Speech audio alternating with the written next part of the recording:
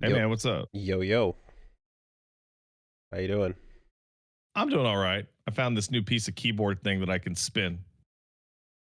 What I what got a keyboard came with like one of those little like things you use to pop off the keys, but it just so happens to fit perfectly around my finger, and now I can spin it. after years of spinning old headphone wires, you finally return. Yeah, man. Well, so I had that. I had the wires, and then I had my emotional key, and now I'm on to the. I still have the key. What happened to the fidget spinners? Ah, there's a little bit. Is that a Luffy? No, it's Mega Man, Mega Man X. Oh, because the center part looks like the straw hat. Yeah. Did you is that out? They're done. Fidget spinner doesn't do it for me. It's just like it's fun, but like I wanna like actually spin the thing on my fingy. Physically spin the thing on the thingy. Yeah, Okay. I Okay. wanna I wanna. It helps me concentrate. Okay. Uh, MP3 listeners are better off not seeing that. No, no, it's great. It's uh great. so what's cool about this one, the Mega Man one, and I have a Sonic one as well, is like looking at it through a certain frame rate, like the frame rate of like for example Snapchat makes it look Yeah. like the actual animation is happening. Oh, that's great. It's pretty I love cool. that. Um, okay, so there's something that I've been noticing for many years now, and I think I've finally seen it enough times that I've decided to address it. Um, Uh-oh. and it's a simple language flub that a ton of people make this error over the years, specifically because of my previous job. So I used to do quality assurance. Are Note you doing QA on our words, Wooly? I am doing QA on your words because a lot I've noticed every time we talk about QA, a lot of people write Q and A as if they're No, talking no, about no, no, no. It's que- not Q&A. a lot of people write Q&A like questions and answers, thinking perhaps it's the same thing or not realizing there's a difference. But quality assurance does not equal questions and answers. These are separate things and separate concepts. They mean separate things. Yeah, Please it's do not. not employment and insurance, It's not. right? It's It's it's not. employment And it's insurance. not quality and assurance, mind you. So I've Yeah. seen that a bunch, and it's like, yeah, this game didn't have enough Q&A done on it. It's like, ow. I have a Q&A for you, which is, do you know how to spell? So when you're used to seeing those two letters with an ampersand in between them, um, suddenly not might try to like connect some synapses that shouldn't be connected. What was the tipping point on you thinking about this? Yeah, something related to testing that came up the other day. I don't know. Somewhere I forget. Somewhere in the comments recently, somewhere someone was like, "Oh, just like, oh yeah, this game didn't have enough Q&A done on it." And there was a couple of times that I'm like, this happens every time. I should probably mention the difference. But yeah, that's one of them things. All right, It's a there. dog eat world out there, man. I fucked it up. I S- actually just fucked it up trying to fuck it up on purpose. Incredible. Good Um, job. Semantics checked. Next order of business. Yes, what's up? You left some homework last time. I did? You did leave some homework, and I am proud to say that I have caught up on the I fell in love with my psychiatrist Oh, yeah. lore. Yeah. Okay. Yeah. I didn't realize that was homework. I didn't realize that was homework. Oh, yeah. The saga of one Kendra on TikTok going deep into the what she calls malpractice of her psychiatrist that she fell in love with, who was just uh crossing boundaries by putting up boundaries and being too professional, and ultimately He knew what he was doing, man. He knew because he's an expert. He knows yes. exactly what to say and not say. Yep, and he played with those power dynamics by, rejecting and seeming professional the whole time, and he's awful, but I'm wearing these glasses just in case he's watching because he said he liked them once. Here's a ChatGPT video I ordered of our So fictional wedding. yeah, of a person who said, "Did you guys see this?" And then you see her like so. That was you said, "Yo, you got to watch this," and the way you sold it was like the cyberpsychosis is real, you know. And I Yeah, was it like, is. okay, where are we going here? And this story, it seems like it's taken off quite a bit. She's definitely main charactered herself. Oh, there's Um, twists and turns all over. there are, but there's only one like juicy, relevant morsel that pertains to like what we get into over here on this show. Mhm. And it's like, okay, you can get hours of nightly streams of her talking about this one-sided, insane um relationship that she has with this psychiatrist who's basically being completely professional, but she's reading into every single instance of everything he's doing because the world must be according to her vision, Yeah. and there can't be any possibility where she doesn't actually love him. Well, I mean, So she's the Oracle, so she would know. so that's the bit, right? So you have tons and tons of footage of just like all of those little crazy things, and then you have the little clues of like just how crazy, she is when she says things like, yeah, the glasses bit, or he keeps using his boundaries as a barrier, as a shield, right, and it's like like he's Yeah. using his the boundaries as a shield, right? How dare he, right? um and all these little things that are said, straight faced, while like using, also this is also pretty important to it, is like the language is couched in very mental health affirmative, Mhm. accepting language, holding space And for she's things, smart enough to use a lot of that language correctly. right? And Like, then that's the part that gets me. Like, she's smart enough to really work the language to her benefit. while playing again the stalker's version of hard to get, you know um and then giving off little clues about like, but in the meantime, you're clearly obsessed with mental health professionals, and what's happened to go on a date with another psychologist who was clearly an awful person, and all And these, that totally happened. and then all these little things, and saying like these lead back to her theory, like having more weight or whatever, and all of that is fine and dandy, and that's proper regular internet main character of the week flavor, right? You can just Yeah. take that for like, oh, here's this crazy lady who's, and you know what it is, I mean, I've seen that exact flavor in like my face before. I've seen it Yes. tinted in a religious context, and it was terrifying, right? I think I told you that story a while Yes, ago. yes. Yeah, I it's remember. the exact face of the person who is like, um, Enraptured. yeah, and reality is what I'm being told in here, not what's out there, right?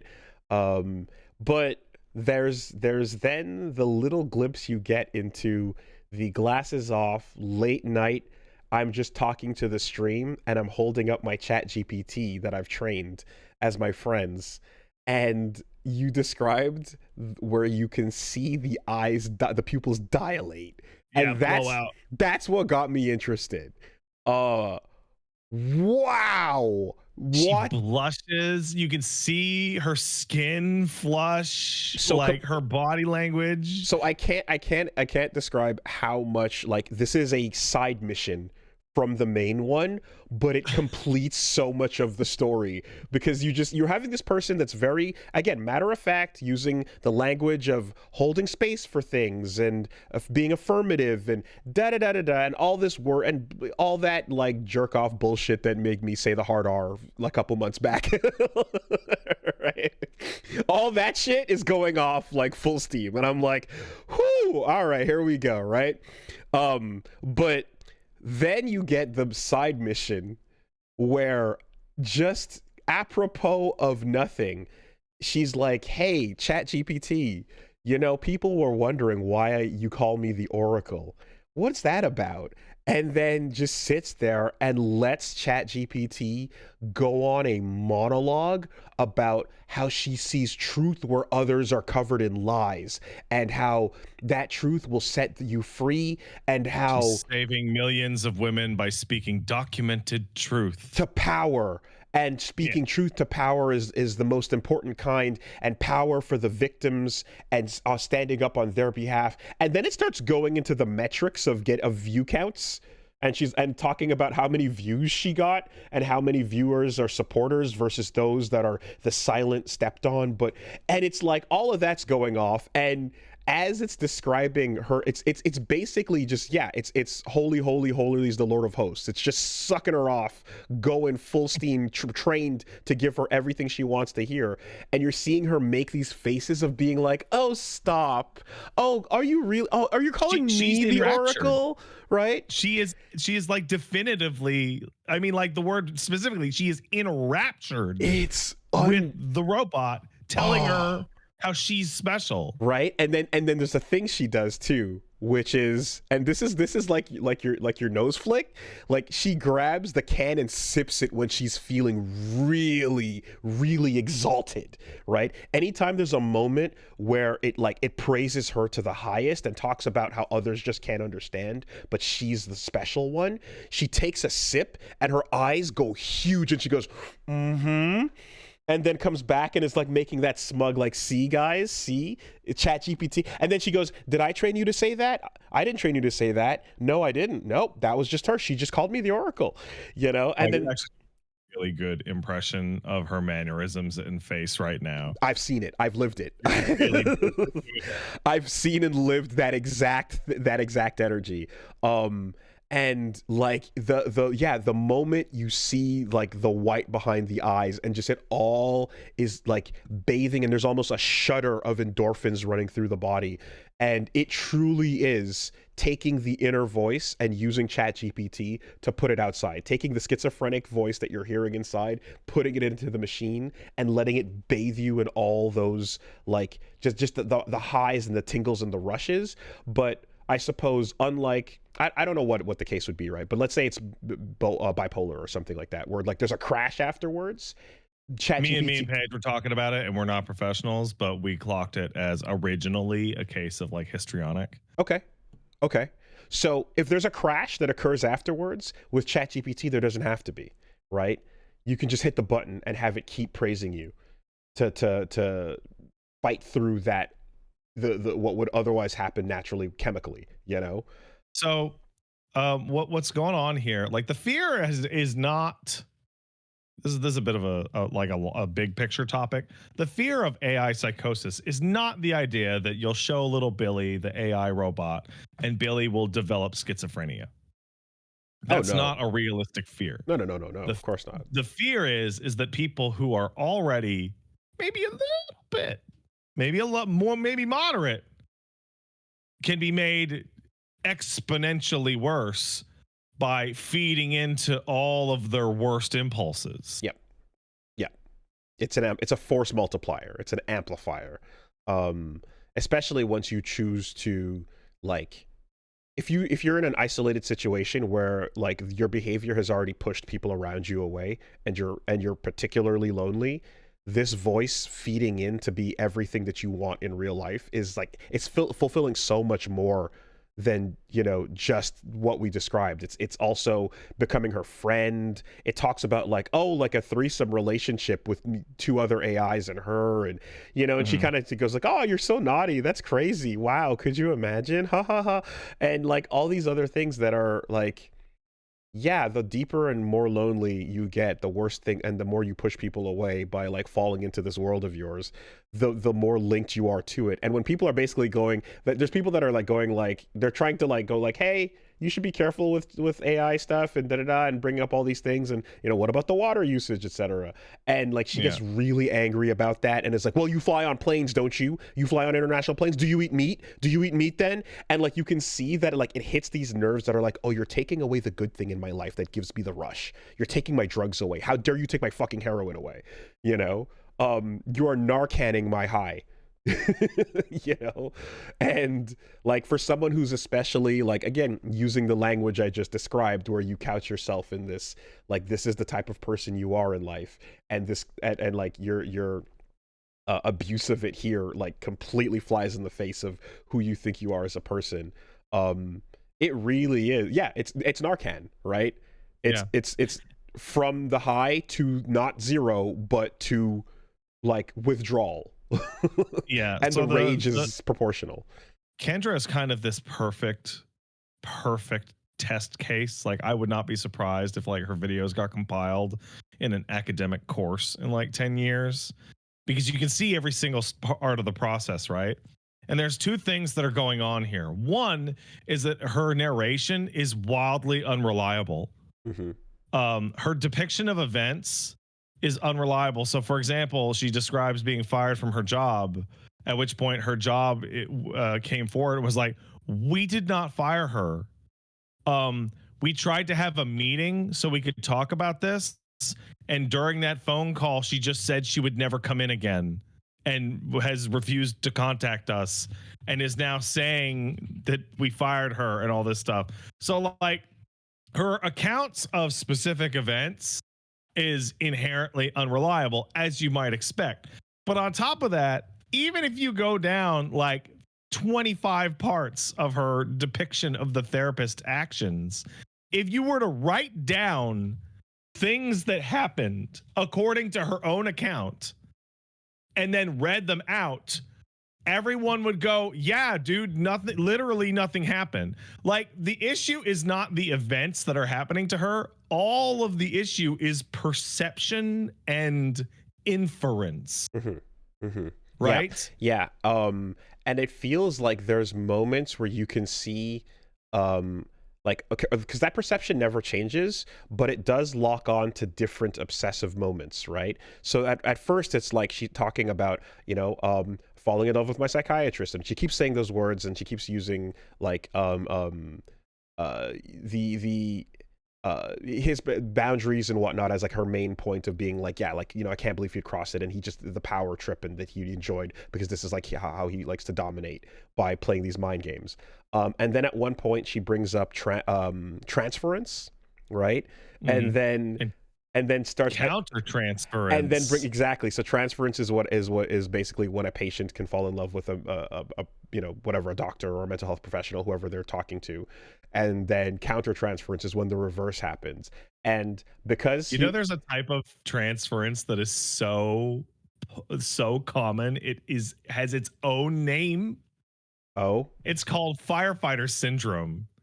oh yes, those who are saved by firefighters. Tendency of women who are saved by firefighters from medical emergencies to end up marrying them in the future. There you go. Especially the ones in calendars that are like shirtless with the suspenders on. Well, like, how many times you had to call the firefighters to your house? uh like maybe once. I've had to call them like 3 times, like once Paige fainted, etc. They're hot. Yeah, yeah, yeah, They're always like sure. really hot. Yeah, yeah, that's the thing. Uh-huh. All of them. There's like a friend of the in-law family apparently that was like, but like in Toronto, part of their test is like carrying a person, like in theory, down from the CN Tower, right? I thought you were going to say part of their test is to stand and see if they look good on the calendar. I mean, that is a real test, right? Being Yeah, able it to is. slide down the pole is important, but no, the highest building in the city is the CN Tower, and an emergency might occur where someone needs to be carried down that staircase, so that's part of their training, That's rough as shit. it's crazy. Right? But anyways, yes, so in this case transference comes up, and then apparently, because she also claims herself to be, while she's doing this for ADHD purposes, she claims herself to be an ADHD coach for other people, and obviously Awesome. this is just Awesome. like, you can imagine what that is like, but in that context in which she has clients and makes jokes about like, oh hey psychiatrist, maybe you can send some of your clients my way, or all these weird things. He brings up, What that by itself, by the way, insanely of inappropriate. course, Like crazy inappropriate. right? And then you see, and then after like this thing gets brought up, we're like, hey, you should be careful, because there is also the professional with countertransference, like growing feelings for their patient. And then she goes, what did he mean by that? What did he mean by that? Oh my God. And then like the next like 20 are just spent Yeah. locking in on that word. And you're like, oh, the new focus, the new chapter has been brought in. And like when the old thing fades because there's not enough evidence to support it, you have to throw all that meaning onto a new thing. And it can become just as bright and as, like it can become your new guiding light in your delusion world, I think part of the I think when people start to look into Kendra and her journey into being the craziest bitch I've seen all year, um, there's a detail that kind of falls underneath the rug, which is like these are 10-minute long Zoom calls once a month. Right. Like Right. all of this narrative is about 10-minute long Zoom calls once a month that are mostly, hey, how's your medication Yeah. doing? Is Until your medication making you ill? until she then is like Until. until she's then like, I need to see you every week actually. And it's like, this is not a psychologist, this is not somebody that's meant to do anything besides ask you about your medication and see if the doses need to go up or down and get a feel for that stuff.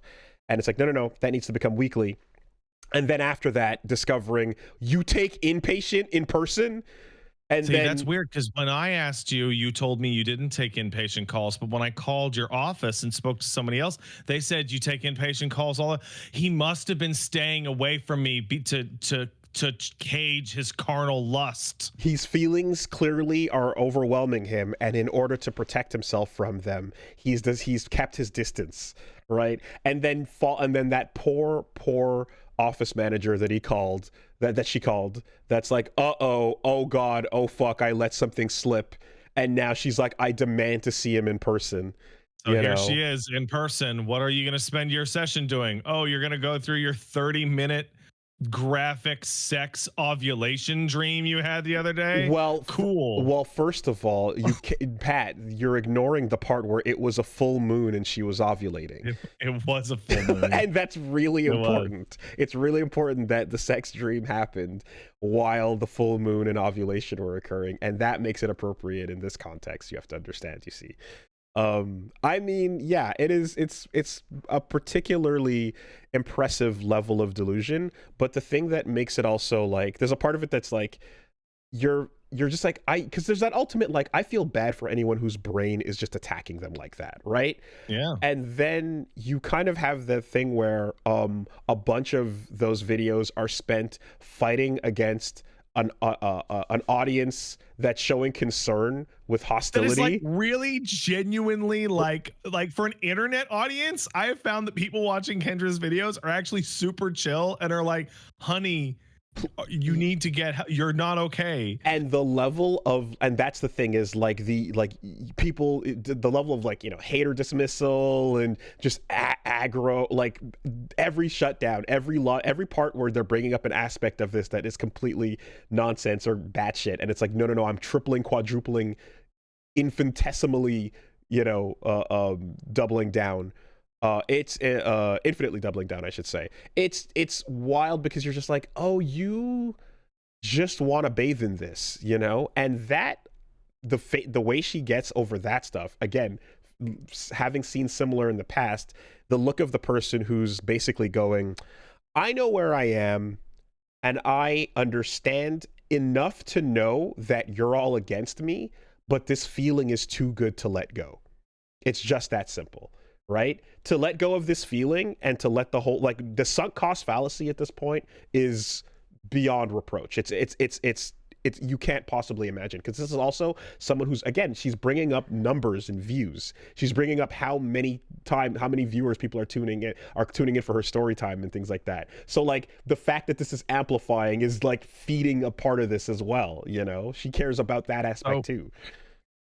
Last week The I clout. described ChatGPT as the devil on your shoulder. Like, good job, Silicon Valley. You made the devil on your shoulder real.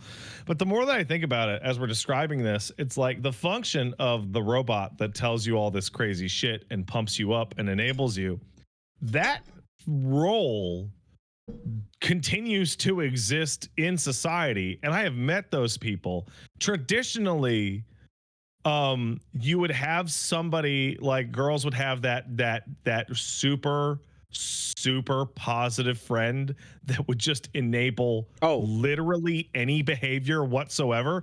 And for guys, it tends to be more like the Dale Gribble type, who would like just jump at the chance to explain away literally any problem you have as a function of some fucking grander plot. mm-hmm. And to a degree, ChatGPT is putting these people out of jobs in their social roles. I was gonna bring Like, up, what are toxic enabling pieces of shit supposed to do? yeah. Like when they have to sleep and people use ChatGPT instead. I was gonna bring up how, like, in the story, like one of the first, I think the first story about her talking about this whole thing is she also has a toxic enabling friend, right? And is there going like, and the first thing is a response to someone going, you know, girl, you need to make this a multi-part saga. You know, you need to tell us you need to spill the tea or whatever. And she's like, okay, I'll let you all know in on it. And like, it's from the tone of somebody that's speaking to one of those friends where you're supposed to just go, yeah, period. Everything you say is correct. I don't question any of that shit.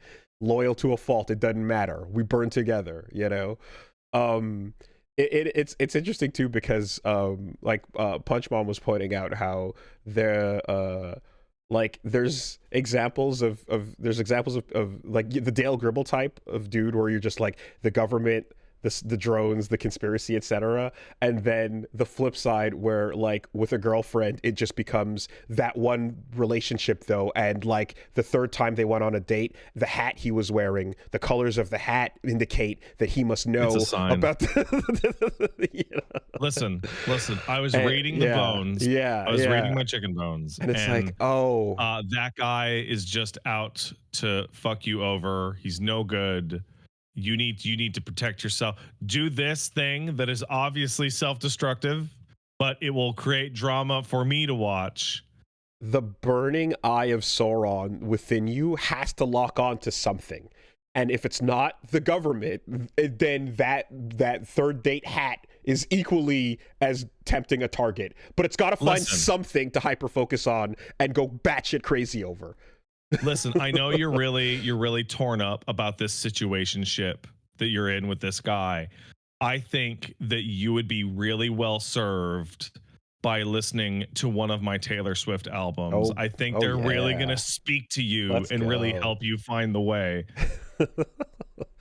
No, and then of course there's everything you can take from at a larger level zoomed out. I think we were talking about just the jump from ChatGPT 4 to 5, where it's like, oh, it improves all these things and these things get dumber and these whatever, but more important, never mind all the actual functional changes, it's not friendly anymore. My friend back. You've changed it and it's no longer being friendly, and that is the biggest crime of all.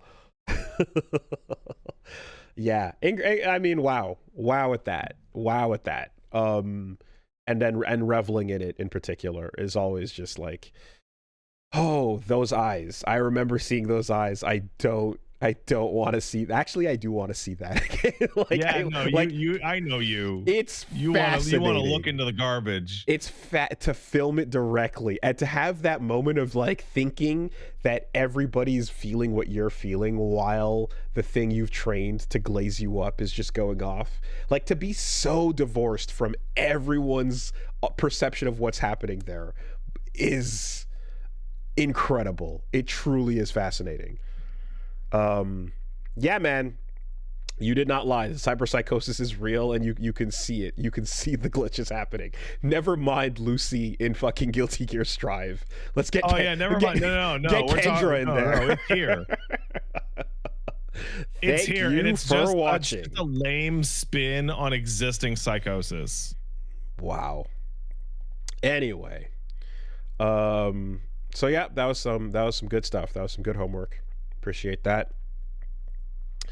If I were that psychiatrist, I would seriously look into.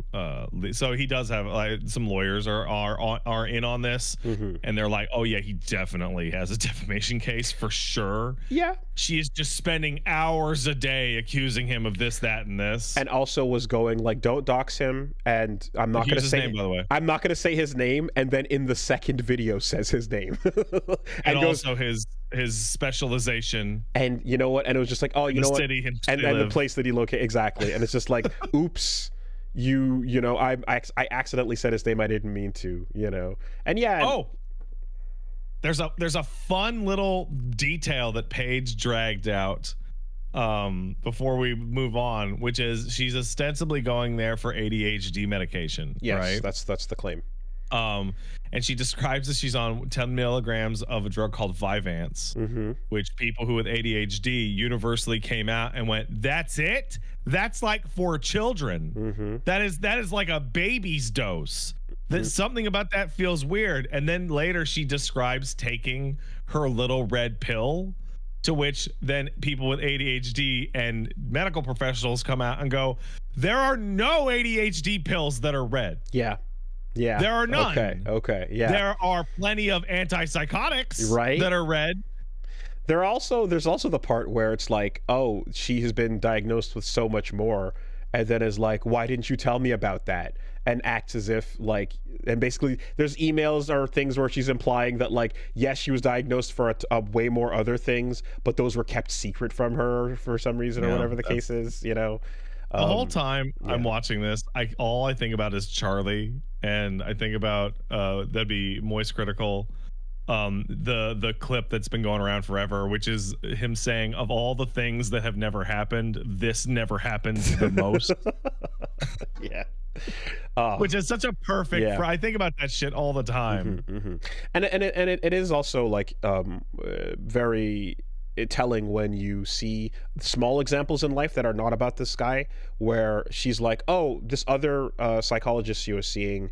Yeah, I went on a date with a shrink, and he started telling me on the first date about how in love he was with his patients and how he had to jerk off before every session so he could contain himself. So not even that one, but yeah, that one.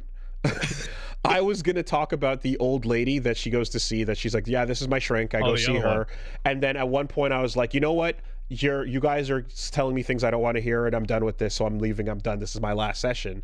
And then after saying this is my last session, the doctor emails her and goes, hey, so things left on a rather abrupt note, and for professionalism purposes and for, you know, my like own ethical comfort, I would let you know, let's have a little wrap-up meeting to like make sure we send you on your way with all the best tools for the future, which is part of what you're supposed to do here. This is the protocol that we want to follow, and you know, to be good at your job and to not be irresponsible about these cases, especially in someone who's a severe one. You want to have these types of guardrails. Someone to set who's up, got you know? a case of the big crazies. And so she's just like, and now look at this email where she's begging me to come back to the office, and it's just she misses me. She's desperate. And it's like, of course you'd frame it that way. That's all you could possibly see it as, you know. And like, so the you know, the absolute insane narcissism behind all of it is really like, it's suppressed, but it's so present, you know. Every interaction is based around people being absolutely enamored with her. Every interaction in her life. Or being a hater who just hates. Or worse. The only people who don't love me hate me. But they hate me because they know the truth about me, and they hate themselves truly, right? Like the psychiatrist who's keeping his distance because he otherwise he couldn't control himself. You know, and eventually, like her enabling friend said, he's going to say, you know what, Kendra, I can't treat you anymore because I have to stop being you have to stop being my patient, because that's the only way we can have a relationship. You know, can I say something brave that's slightly off topic? I think the wide dissemination and the trend of just go to therapy has enabled more harm than good, because the people who actually went to therapy and just picked up all the language and all the tricks and all the information they have to manipulate people around them. That was the worst part of, like, after this was done and talking about it with Punchbomb, was like, oh no, here's somebody who went and actually saw the professionals and they did their best to help professionally, and not only did it not work, it just re-enabled it in the worst way possible. She became fixated on this new like part of her life and is using all the language learned to get worse.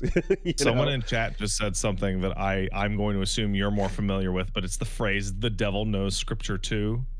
Which yeah, ooh. I like that. That's good. That's I'm Yeah. kicking against the Oh, Swits. absolutely. You know, that's it. Catching you lacking. You know, when there's Yeah, no, just like this mm-hmm. massive explosion of complete manipulative pieces of shit just being like, hey, You know, motherfucker. Like, for example, hey, motherfucker, I need you to stop fucking cheating on me, right? To which guy says, listen, hey, this is a really aggressive tone. I can't hold space for this kind of negative yeah. energy. Exactly, Okay, exactly. we'll have a nice discussion about when you're calm, about how your lack of impetus in this relationship is making me feel neglected. Blah blah blah blah blah blah blah. Blah. Like, Yeah, whatever. yeah. It is the most lethal form of Darvo, right? Deny, accuse, reverse victim and defender, where Yeah. you just go like, how dare you accuse me of this? Do you know how it makes me feel when you accuse me of this? And now that I am the victim, here, let me list off all the things that are so fucked up about you saying this about me and thinking this about me and so on. Also, And I had a list ready. I had a list ready for when this happened. if I may, right? Yeah, yeah. Incredible stuff there.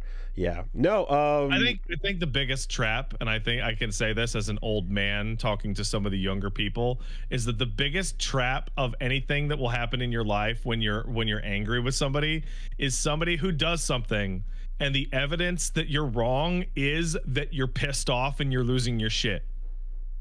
Right? Hey, we can't talk about the hey, whoa, calm down. How oh, could you yell at me like this? Look, I'm totally calm. Is a really good way to just kneecap right. people who are fucking pissed for like a super good reason. What's the word? Something politics. When when you shift the Uh, uh, conversation. Not Polite polite, not it's politics. not politeness, but it's something like that where you shift Curtis. Oh, when but like, yeah, you shift respectability. respectability politics, exactly. Respectability Yeah, politics. where That's it. you shift it over to what It's like, listen, we can't focus on how you just took a massive shit on my floor. What we need to focus is your on tone your of voice. tone. Your tone of voice is Your unacceptable. tone is inappropriate. You know, 100%. Yeah. I'm being calm with you. I'm being calm with you while I'm slamming your head on the fucking back of the van. The worst thing right? is that like there's no solution to that. You just have to get like louder or leave. There's no like those types of people can't be dealt with. So I mean, when you talk about the devil knows scripture too, I'm like that is literally a like the tactic of using the language of what you know to in defense or in offense of the situation that you're in. I have described using that when I had my round of boss fights on the way out of the church, where various right. where various individuals sat down and had a heart to heart that would, you know, oftentimes be based on certain verses or certain stories or certain parables, certain things we've learned, and I'd be like, yeah, I know that shit too, man. I like I got we all know the same things. That's not gonna work here. I have this in response to that. Like we're playing fucking Monkey Island insult sword fighting, you know. You fight like a dairy farmer. How appropriate, you fight like a cow. You know, like we're gonna need to take it past that. But it was weird to use it in that context. But yeah, putting it in your tool belt and manipulating the situation for evil is absolutely a part of the course, par for the course here. Anyway, incredible stuff. I did not go into the other one you sent, which was the individual, the dude who I don't know what the deal was. There was a second guy. Scroll up and see which one you're talking about.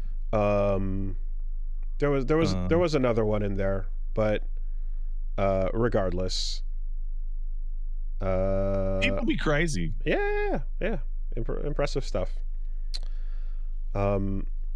Anyway, what else is going on?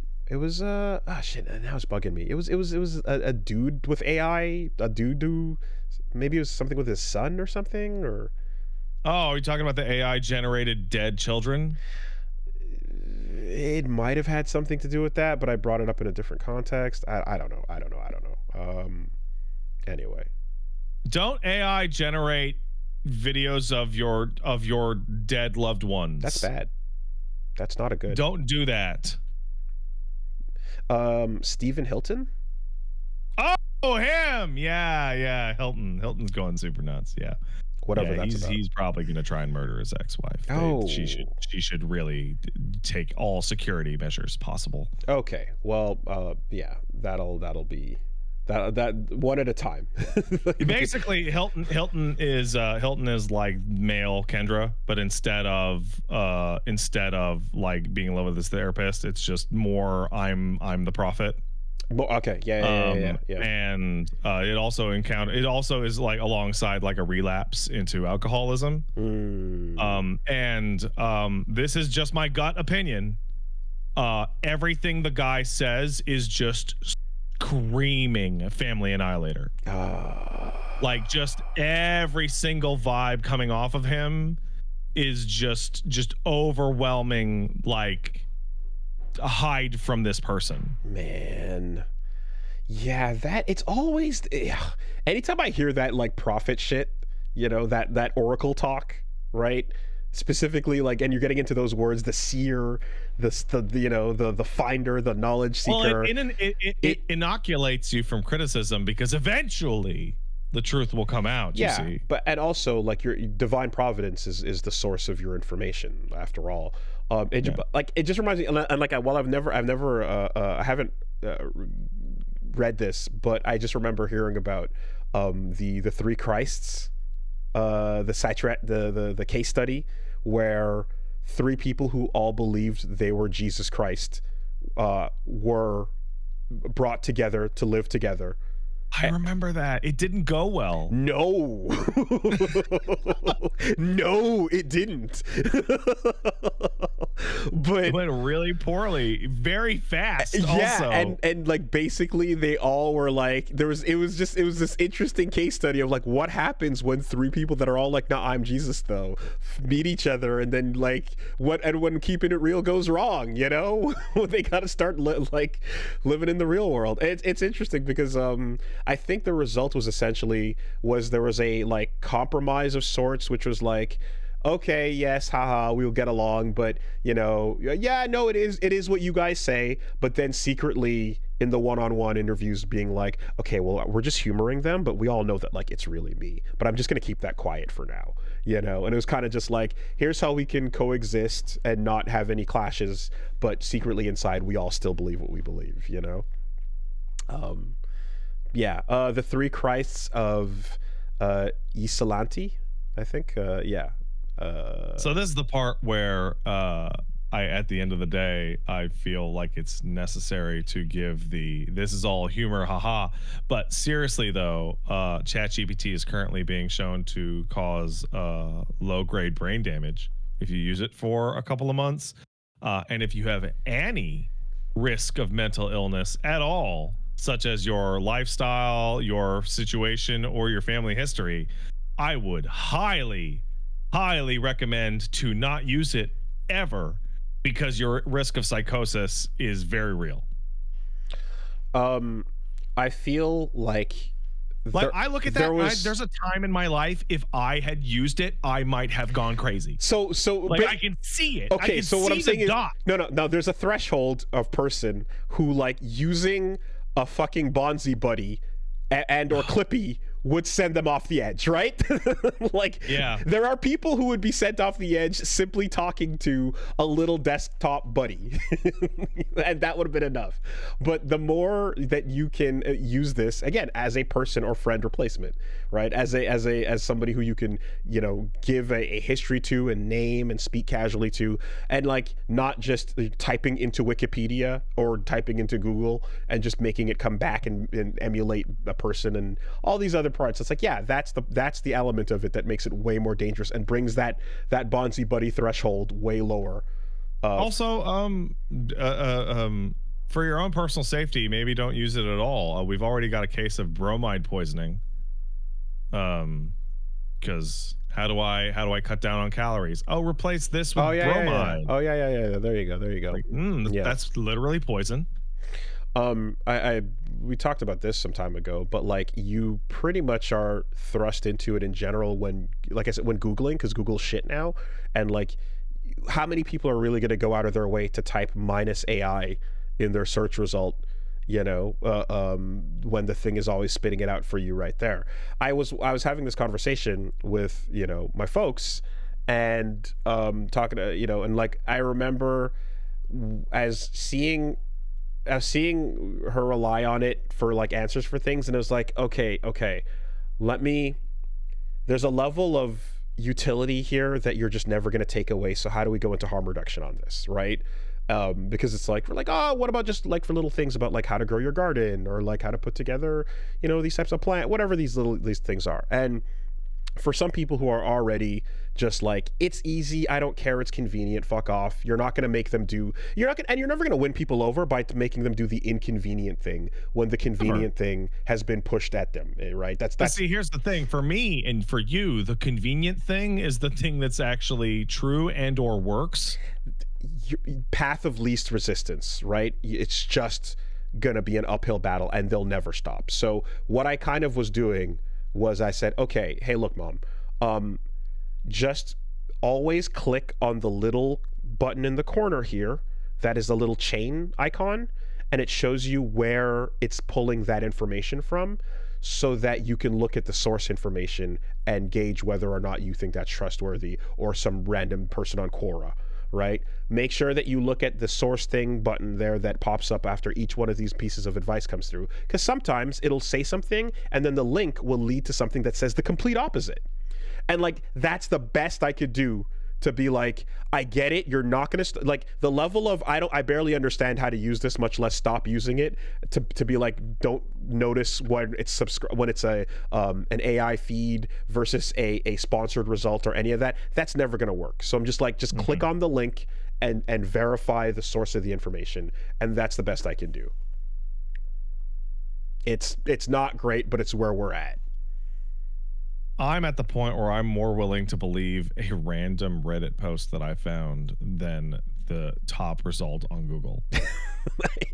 Like that's the level of information damage that has occurred. In many cases, it's like, let's go to that. Let's look at the discussion. Let's see if what people had to say as counterpoints. Let's see where, you know, let's see the full discussion about this topic and see, okay, a bunch of real people had opinions here, right? And oh cool, this worked, right? And maybe the person with the question is wrong, but someone down here was like, actually, I tried that and it turns out you should try. And I'm like, okay, all right, yeah, that actually is more reliable, 100%.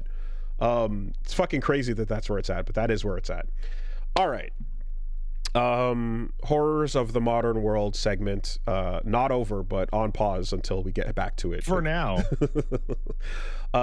Hey, I did go see some films. I saw you saw a film? I saw a film. So one, I watched The Naked Gun. Oh, I want to see that. Yeah. So Naked Gun is it's a wild return to basically the old movie form of the old comedy form of film. It is Naked Gun 4. It truly feels like it, in that, and it pretends that like time didn't pass. Yeah. It's funny because essentially it's going for jokes at the pace and rate of the old films, which, if you recall, it swung for way more, and only one in like 30 would hit. Yeah, but you're getting like literally 2 jokes a minute. Yes. For an entire film's runtime. Exactly. And so that's what I feel like is happening here. There's like a solid like 1 for 30 jokes that land in this movie, and there's 29 whiffs, but it never stops swinging the entire time. Every scene, every line, it's ridiculous slapstick. slapstick is back. It is. And yeah, there's the part of it where, you know, obviously comedy movies especially are like something that just has shriveled up and died for the most part. When the credits roll, it makes a lot of sense because the first thing you see pop up after Liam Neeson and Pamela Anderson is directed by Akiva. Oh, And well, you're like, okay. well, all that right. explains it, right? So for That anyone who explains everything. there you go. So for anyone who doesn't know, you might know Andy Samberg, you might know Jizz in My Pants, I'm on a Boat, you know, all those fun SNL video things. He was originally part of The Lonely Island, a trio with Yorma, Andy, and Akiva, and they had really fun skits and 2 albums and all these fun bits. And Andy went on to be more of a face where he was a SNL performer, but Akiva was a writer at SNL. I don't know if Yorma was as well, but in any case, this is directed by one of the group from The Lonely Island, so it makes perfect sense. Yeah, that adds up. Yeah, you know, there's some bits. There's a bunch that don't work. There's a bunch of just a bunch of chuckles and silent smiles. But you know what? But even in a movie like Blazing Saddles, there's a bunch of bits that are, you know, that just kind of swing and miss too. This is such a weird like end to a strange arc. Did you ever see the Gervais old, what's it called? It was Little Something. It was a show with Ricky Gervais and Stephen Merchant about a little guy who was a comic. Okay. And there is a scene in which Liam Neeson comes in and talks to them and says, I want to get into comedy. Oh, interesting. And just absolutely no, not a Idiot Abroad. Life's Too Short. That's it. Life's Too Short. And he just absolutely shit bombs an improv session in the most awkward, painful way by pretending that he's at a doctor's office and just constantly saying he has AIDS. Okay. And it's like in its own universe, it's violently uncomfortable, but watching it, it's actually really hilarious. And Neeson's playing it deadly straight. So that was like 10 years ago. That's funny because, okay, so he already had that interest. Because I assumed it was almost just like the name pun of Leslie Nielsen and Liam Neeson was part of that, you know? But yeah, if he was interested, then great. Not just being taken guy, why not? Go for it. Pam Anderson as well, does a good job, comes in, classic old stupid slapstick bits. And there are times in particular where, for the most part, again, it's a bunch of mild, dumb shit. But there are bits where they decide, like, Akiva's like, nah, we're going to go for it on this one. There are some pronounced moments, right? Like the OJ one at the end of the trailer. That's an example of they're like, and we're going for it here, right? And there are a few more like that. Like one in particular where he walks up to Liam Neeson walks up to a bar, and then the bartender's like fuck you, man, you don't remember me, and he's like, nah, I don't, and he's like, you shot my brother, you know, and he's like, yeah, that could have been hundreds of people, and he's like, while he was running away, it's like, okay, that could have been like 50 people. He was white. Tony. Hey, it's you. That's great. You're like, oh fuck. You know, like all right, Naked Gun, I see you. Jesus Christ, man. So yeah, that was dumb, and like, again, you're gonna get hit by a solid what is that? Yeah, what is I'm terrible at math. A solid 0.3% of the bits, but they're gonna hit when they hit. As long as every like 5 to 10 minutes you get like a sensible chuckle, I'd consider that a win. Yeah. That's the pace you're getting at, because hundreds of dumb things going off, which feel exactly like the old movies did, you know, to be fair. So I haven't seen it, but I kind of felt that coming off of just its promotional material, because you'd see like a 30-second YouTube or TikTok ad, and it would have like 4 jokes in it. Right, right. And Yeah. usually you'd be like, are they cutting this to like put every joke in a scene in like the TikTok ad? Like, oh no. No, it's the movie's just like this. That being said, I feel like I don't know if I feel like an appreciation for that type of dumb slapstick comes from watching it when you were younger. So I don't know if like it's gonna land with people seeing this type of movie for the first time, you know. But I can clearly All right, well, I'll tell my 2-year-old The Naked Gun, and we'll get back to you on reviews. well, the time might just be past us, you know. But ultimately, it does feel like okay, they knew what they were going for with this, which is a throwback style comedy. But I don't know how well that works for anyone who doesn't know what they're going for, you know. In any case, yeah, the little dumb fun, good bit there. And then I watched Fantastic Four: The First Steps. Oh yeah? Yes. That is. Are you back into the MCU, Wally?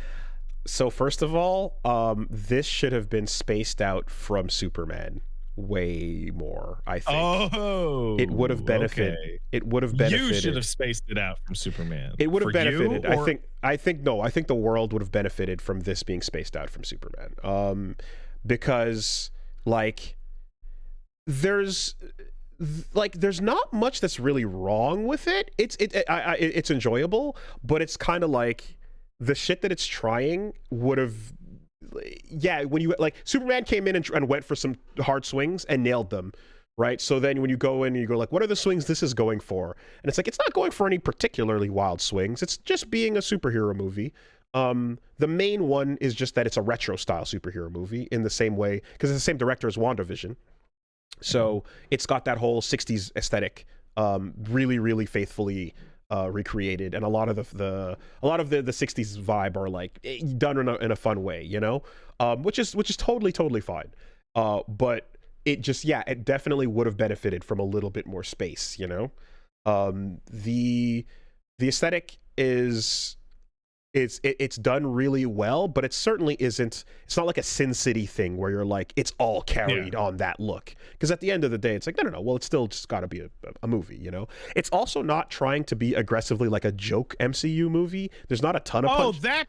That's gonna give it a point in my book by default. Yeah, it's got like they went so hard on that shit, man. It's got a couple of gags, but like not a ton of them. For the most part, it's a fairly straightforward, serious movie. And you know that works in its favor, I'd say, especially for the tone. Like if the jokes are feeling like they're from the 60s as well, then good, right? That's kind of what you would want, which they do. What it does do quite well is it is easily the most stressful MCU movie ever made. It is the most stressful superhero film I think I've ever seen. The core theme is not family. It is not about, you know, uniting or whatever. The core theme is stress. Okay. Everything happening. So like excitement, film stress, or like give me a minute to deal with this? No, there is no minute. You have to deal with this and that. Okay. And that. Oh, that's perfect. That's perfect about a movie whose main character is a guy who's stretched too thin. Sure. If you want it, you can take that as a point. I mean, there is a sequence, which is, you know, I'll say like first 30% spoiler or so, first big action scene spoiler, so tune out if you don't want to hear it. Giving you a minute. All right. There's a sequence in which there is a wormhole chase occurring while running away from the Silver Surfer while slingshotting around a black hole while going into active labor and dealing and birthing a baby all at the same time. And it's absolutely psychotically stressful. All right. So I had 3 questions about this film, knowing almost nothing aside from the trailers, and I don't know if my questions are spoilers or not. You just answered one of them. Yes. Which is little Frankie part of this movie? Absolutely. And I hate that so much for any future movie I watch that is from Marvel. I hate that for me. Let's see. I hate that for me. I'm curious to see what they do, but I think they did a pretty good job here. You know, but regardless, the level okay, so you hate that for you. I hate that for me. And how did we feel watching it then, Pat? How did we feel? How did I feel watching it while that was going down? Great. Yeah? A little stressful, maybe? I don't really. Well, yeah, right. Oh, yeah, right. Okay, that part. Yeah, that part. No, I just mean I think Franklin Richards is like the worst thing to ever happen to Marvel Comics. I fucking hate Franklin Richards with a passion. Right. Okay. Well, look, well, you know, I think based on what they've done here so far, so good. Let's see where it goes. Let's see what they do. My second question is, how much do you think the movie is like kind of expecting to carry itself on like how like much you want to give Pedro Pascal a hug? You know, not that much in the sense that like for being the leader of the bunch, you know him well. He's really kind of background compared to the other family in a way. Like Mr. Fantastic, like Reed is not front and center.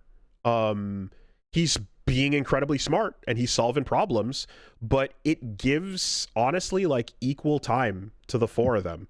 And in some of the major moments, they have nothing to do with him. He's not. There's extended sequences where he's like not on screen for like a while. Oh, cool. You know, I'm seeing folks say that it's a lot of it's Sue's movie. It definitely feels like she gets big push in cool. Right. But I would say too as well, like Johnny, you know, gets big push too. Like, yeah, it's not necessarily anxious Reed. You know, it's not it's not Pascal hugs. It's spread out a little bit more. And Sue is in the way that they depict her as well is like, yeah, there's some moments there where you're like, okay, cool. I like that she can distinguish herself from other MCU characters or other MCU like women, where there's a moment where, like, you know, again, the threat is looming and she's very straightforward and being like, yo, Johnny, go kill that girl, fuck her, get that bitch, fucking murder her, please. Can you hurry up? Can you hurry up and kill the evil so we can get out of here? I like the woman who'll tell me to go kill somebody. Yeah. I think that's attractive. Yeah, it's, you know, that's a very clear, like, oh, okay, cool, right, got it, we're doing it. Appreciate that. And I would say too that like there's an element of it that is okay. The multiverse, like, we don't give a fuck, because once you get into infinite universes and you spread yourself too thin, nothing matters. Consequences. There could be a multiverse in which Jonathan Majors is still here. There could be, and we all know that combined with like too many movies coming out burns people out because everything can be inconsequential, right? That plays an interesting role in improving this movie, because they're not on 626, right? They're on 828, which is another Earth. Yeah, and Earth, that means you, the audience, are like, oh, this can go at any minute, because it's not. Yeah, they could just blow up the whole fucking planet because by it's the not end. the real one. So you're like, you don't really feel like this has to matter, and furthermore, you're also expecting that, excuse me, 616 is what I meant, yeah, to say. You're also looking at it going, they are going to join the main line eventually, we expect. Anything could Therefore, happen in this movie. so you're like, oh, yeah, and I think it uses that to an advantage, where that disconnect you feel in multiverses not mattering makes tension more real. Yeah, it's kind of like the Ouroboros. It's like, well, nothing matters eventually, but this might matter right now. Yeah. So if nothing matters and we're spending time with a place where nothing matters, then actually it matters even more, because you're not going to feel like plot armor will protect you. You're not going to feel like marketing will protect you, So yeah, that works weirdly in its favor, I would say. It feels like you're on an expendable planet while you're watching it. Yeah, okay. I have a final question. You may or may not answer it if you don't want to. How does he look? I'm just going to assume that my question is valid. Yeah, accurate, and it ain't gas and bugs, so it's no, not him. How does he look? We're talking about the Fantastic Four? Yeah. I thought you were talking about like our potential cloud monster Galactus. Oh no, not him. I don't give a fuck about him. Because Galactus is a super goofy old design that you have to bring into the future with big CG, and it's a difficult thing to make that look particularly good with big old CG. You don't see him. But you also are trying to not do what the last 3 failed Fantastic Four movies did. The answer to your question then, through inference, is don't worry about it. Okay. All right. Don't worry about it. Yeah. Anyway, so there's all that. There is a problem I do have with this that feels like medium-sized, which is also difficult to discuss without spoilers, so I'm not going to get into it, but suffice to say this: the people of this world, the people of this planet with Fantastic Four, are way more tolerant and understanding of doomsday circumstances than anyone would ever expect planet Earth to be. To such a degree that I'm like, I would never buy that. That's impossible, right? That's not the way people behave given an existential crisis. That's about as much as I'll say on that. Okay. But yeah, it's fine. It's good. It's fine. It's it's not swinging hard in any particular directions, but it would have benefited from some space from Superman. That's about it.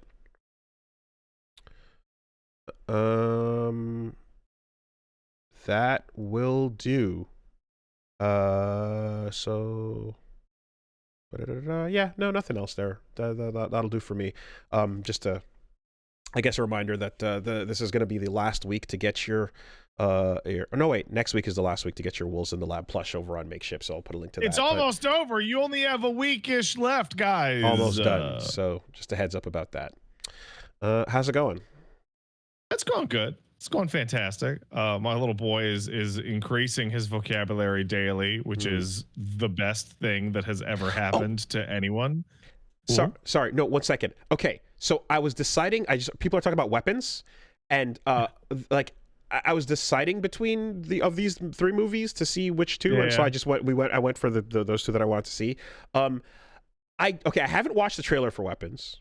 I have also not watched the trailer for Weapons. I've seen the poster description, which is like, okay, children disappear somewhere and then stuff happens. And then I saw it said it's from the director of Barbarian, which I haven't seen, but I hear is really good. But I don't know much about it except for what I just described. And then I was kind of like, is it a horror movie in general? Because there's it is? Okay. because I don't go seeking out horror, so I'm not inclined to on my own. So Just I know a couple things about weapons, and it's just as scattershot as you. okay. The first thing I heard about weapons is that Peel fired a bunch of his staff because they failed to get the rights to produce weapons. Okay. Because he was so pissed and he wanted it. Interesting. The second of which is that it is written by and directed by Zach Kreger, who's Zach from Whitest Kids You Know. Okay. Okay. Wild pull. And I have received a subscription message, a donation message, and 2 different DMs that say, "Pat, I'm looking out for you. Do not go watch this movie." Interesting. Okay. Interesting. Yeah, I'm there's a lot of like yo weapons kind of talk, and I'm just trying to parse whether or not, like, as somebody who, like, I appreciate a good ass movie, definitely, but I'm, as someone who's like not necessarily going out to see, I don't know, Terrifier or Hereditary or any of the like big influential horror movies recently, because I'm like, I'm just not really that into horror. I don't know if it's something I should particularly make an effort for. You know, I'll probably watch it now that people have told me not to watch it, because that's how my brain works. Okay. Back to what really matters. My little boy, if he sees me lie down, points at me and goes, "Honk, shoo, me, me." What? Like literally says, "Honk, shoo, me," if I lie down. Are those multiple words? No. So Paige was trying to get him to sleep the other day, and so she pretended to be napping. And so she was like, "Okay, I'm asleep now." And now, if anyone lies down in his vicinity, he points at them and goes, "Honk, shoo, me." Cartoon sleep sounds. That's the good. best, dude. That's it's the fucking good. best. Oh, I love it. So that's what's going on that front. I also watched a television movie. However, I did so. I'm going to blame 2 people. These are the 2 people you shouldn't listen to when they both tell you they want to watch a movie. One of which is Gene Park. Don't listen to him. The other is Peach Saliva. Don't listen to her. Oh, I wish I could play it. Me and Paige got the popcorn out and sat down and watched Ice Cube's magnum opus. Let's go. War of the Worlds. Okay. I knew there was no there was, of course, of the moment Gene posts a thing that says they use the same GIF, the same shot of Ice Cube reacting on his computer screen 5 times in a row, that's what you need to be like, oh, I'm going to dedicate a couple hours of my life to this, right? When it's clearly in the so bad it's good territory. They are enabling each other. It's toxic, and I'm the one who suffers. Okay, did you get a babysitter for this, or was it after hours? So because dude's 2-ish, right? He's just over 2. When he goes down at 10 o'clock, we put the baby camera. He is done. Okay. He barely even rolls over because there's an extra level of dedication towards, I'm going to get a babysitter so that I can go suffer to watch this. This is late shit. Night hours. This is 10:30 to 1 in the morning. So for War of the Worlds, put the child down. You know, he's asleep. Sneak out. Oh God. The temptation quickly. The temptation to take a sip and have my eyes go. Yeah, just right, set up the camera, get the popcorn, get comfy. All right, let's watch War of the Worlds featuring Ice Cube. So, this is the kind of film that you could launch your YouTube career on if it was 2006.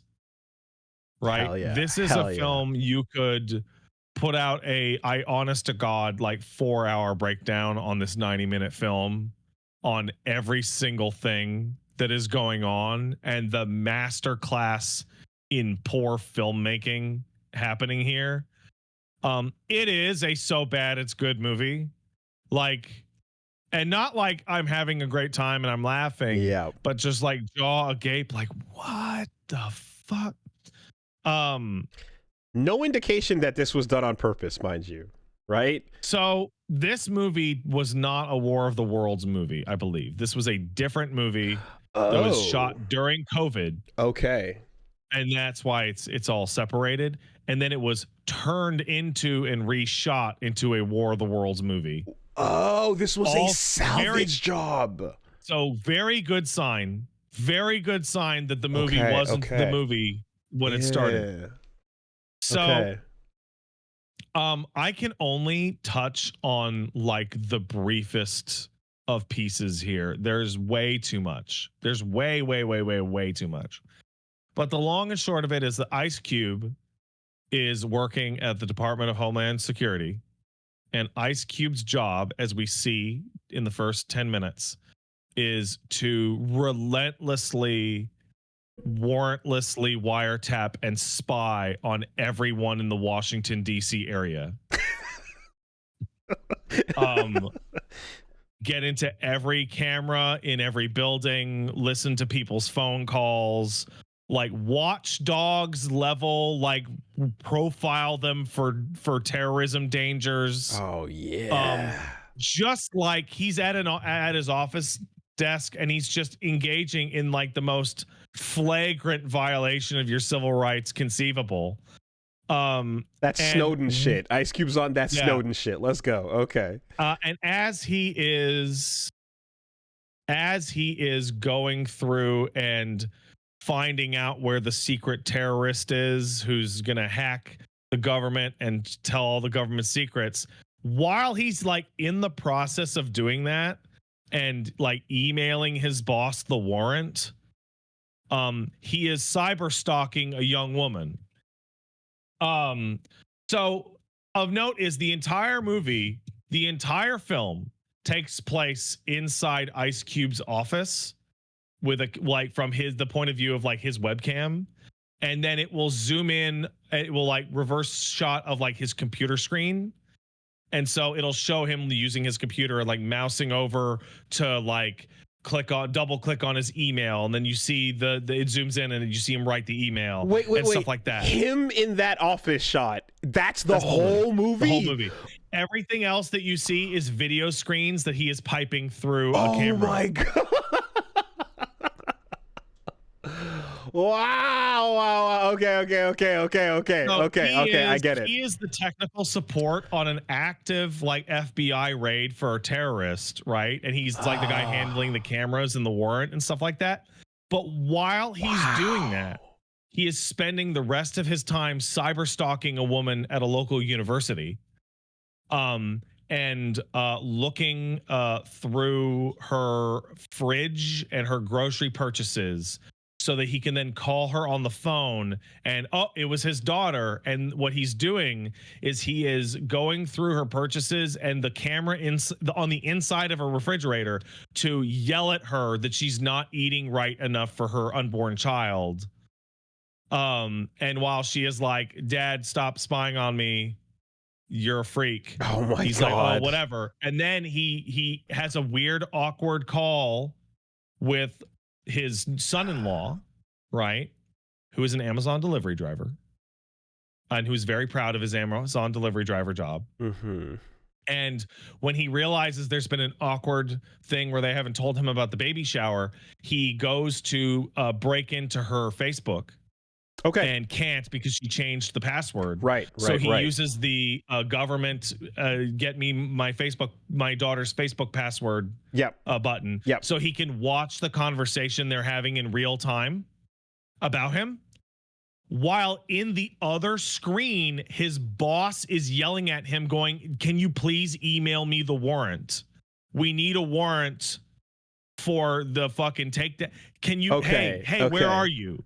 So like he is the nightmare of cybersecurity, which is guy who has infinite power to do his job and is not doing his job so he can spy on people in his personal life. But he's played as like heroic and capable. Dude, he's on suicide watch. All you have to do is make sure no one goes into that cell. It's real easy, Yeah. Ice Cube. Hold on, I gotta check my emails and get through my spam. Oh, yeah, exactly. I have a really important question here. Yeah, While he's doing said absolutely criminal shit, is the music and tone acting like, hey, he's just looking out for the baby. He's just looking out for his kid. He's looking at dramatic music from the raid that's going on in his other monitor. Okay. So, but like those moments of him being an absolute psycho stalker. No, they're not played happy. They're not played like sad. They're played neutral. Okay. So as the protagonist. Okay. So then you find out the reason he's so paranoid is his wife died. Because that's what happens. Yeah. And he then goes to his Facebook. By the way, I'm using like company names here because the movie uses the company names. Mm-hmm. Right. Then he listens to the last voicemail his wife sent him. And the last voicemail his wife sent him was, I'm going to the store. Remember to be nice to the kids.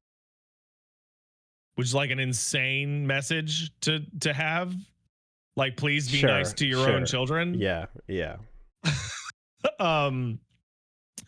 And so that he, and then he writes, I miss you. And he scrolls up. And as he scrolls up on his Facebook comments, you see that he says, I miss you every day. I'm sure he does. His dead wife's thing. We're gonna tell a movie through the desktop. Yeah. Okay. Unfriended. Right. So there's all this moving around and camera and like shift of perspective and showing how he's using the computer. Let's skip forward a little bit. Aliens attack the Earth. The meteors hit the Earth. And because he's in Washington and he's part of the NSA, it's up to him to coordinate the response and coordinate the threat thing for the president. So his boss is like that. One of the guys is one of his bosses is like a director in the FBI. And for like a good 15 minutes, this guy is going like, can you fucking send me the threat report? Like, we really need it. Yeah, like the president is literally sitting in his office right now and we can't mobilize a response without your threat report. And he goes, yeah, I'm on it. And then proceeds to spend like 10 minutes like shadowing his kids around the town and like getting them into getting them into Teslas so that he can hijack the self-driving on the Tesla. Yeah. And zoom them himself away from the tripods. For sure. That's awesome. That's a great feature. You want to show that off. And as this is happening, Ice Cube is doing like the shittiest acting I've ever seen in my life. Like Ice Cube's not like an Oscar winner, but like this is like genuinely shockingly god awful, even for Ice Cube. Well, so this is the thing. For somebody who's basically agreed for the end of his career to just be taking the paycheck, shut the fuck up. The idea of just getting a lump sum to sit in your room and start freaking out in front of the camera for about an hour and a half and just send a bunch of like, and just feed like that for a paycheck. That's the easiest fucking stack you've ever made, bro. No, he definitely made a lot of money doing nothing here. Incredible, right? And you could go back I'm just gonna start picking things at random while trying to get through the gist of it because there's so much here, right? God, so he finally like gets his kids to safe locations and then starts working on the report. The report takes, by the way, the movie's in like nearly total real time. So the report takes him like 8 minutes to jerry up. Oh, and let's see go. Like a little montage of him putting it together, right? Fucking 24 o'clock. So he's going through, like, he's looking on YouTube for footage of the aliens attacking. And then he is taking screenshots and then like dragging them over and then like hitting right click on it and it going to inspect metadata. And in the metadata, it says how tall the robots are and how many tons they weigh. Good. I like, earlier in the movie, he uses inspect metadata on the hacker that's against the government to just get his address. Oh wow, Just yo, li- the stats for nerds button. That's crazy. And here's where the movie, and I know this sounds ridiculous based on what I'm telling you. Here's where the movie like legitimately completely starts to fall apart at this moment. Because this is the moment where you start to go, wait, what? That doesn't work like that. And this is a film entirely seen through a computer screen and using technology, right? And as the film goes on, you discover that the person who wrote it does not understand how any technology works. and I don't mean like computers. I actually don't even mean computers, though that comes in later. Okay. They start to describe how the first thing that happens in the movie is a NASA scientist lady calls Ice Cube up and goes, "We can't reach even one satellite. Every satellite on Earth is dark." And then you later find out that's because they were all destroyed. Now, meanwhile, they are having uninterrupted Zoom calls with each other, uninterrupted auto driving cars, and calls, and total lack of disruption. YouTube stays up during this. Yeah, for sure. And you're like, oh, the person who wrote this doesn't know what a satellite does. Right? It then goes on to describe that nuclear facilities are being knocked offline and the power grid is going out. Oh, yeah. And they describe that if the nuclear facilities are damaged, they won't generate power. And that's the biggest danger right now. To which I go, no. If you knock a nuclear facility offline, your worry isn't that it's going to not generate power. It's that the nuclear reaction contained within will spiral infinitely and will actually be a way bigger problem. And you'll have multiple meltdowns that are a problem forever. But no, they're just afraid that the nuclear is going to turn off. Okay. All right. Well, sure. A good portion of this movie goes into describing how the aliens are knocking out all power infrastructure. Ice Cube never loses electricity to his building even once, and not only that, but neither do anyone in the DC area that he has to hack into their cameras to talk to them. His internet never gets knocked out at any point. Okay. I need to know. Please tell me. Are there any scenes of I'm in? Oh, that's the whole movie. That's every 5 seconds. And got it. It's every 5 minutes. Hacking the internet. Done. No, that's every 5 minutes. I swear to God, that's like the core of it.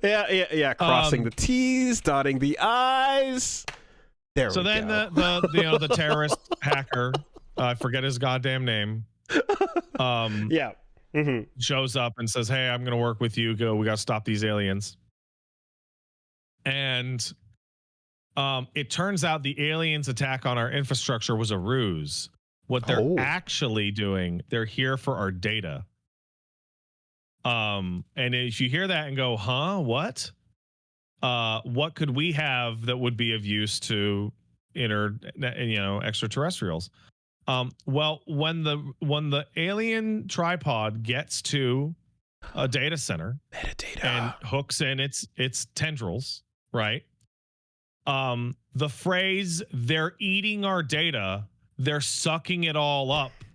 And you see a computer screen that has like all the servers listed as like oil drums. Yes. And they're literally sucking up the data like it's oil. Mm-hmm. They're like it's food and they're eating it. The finite resource data.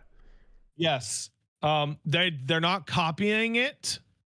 They're not cut and pasting it. They're eating it. They're eating our data because the most juicy, most important thing on our planet is data. It's our data. Data is their food. They're eating the data.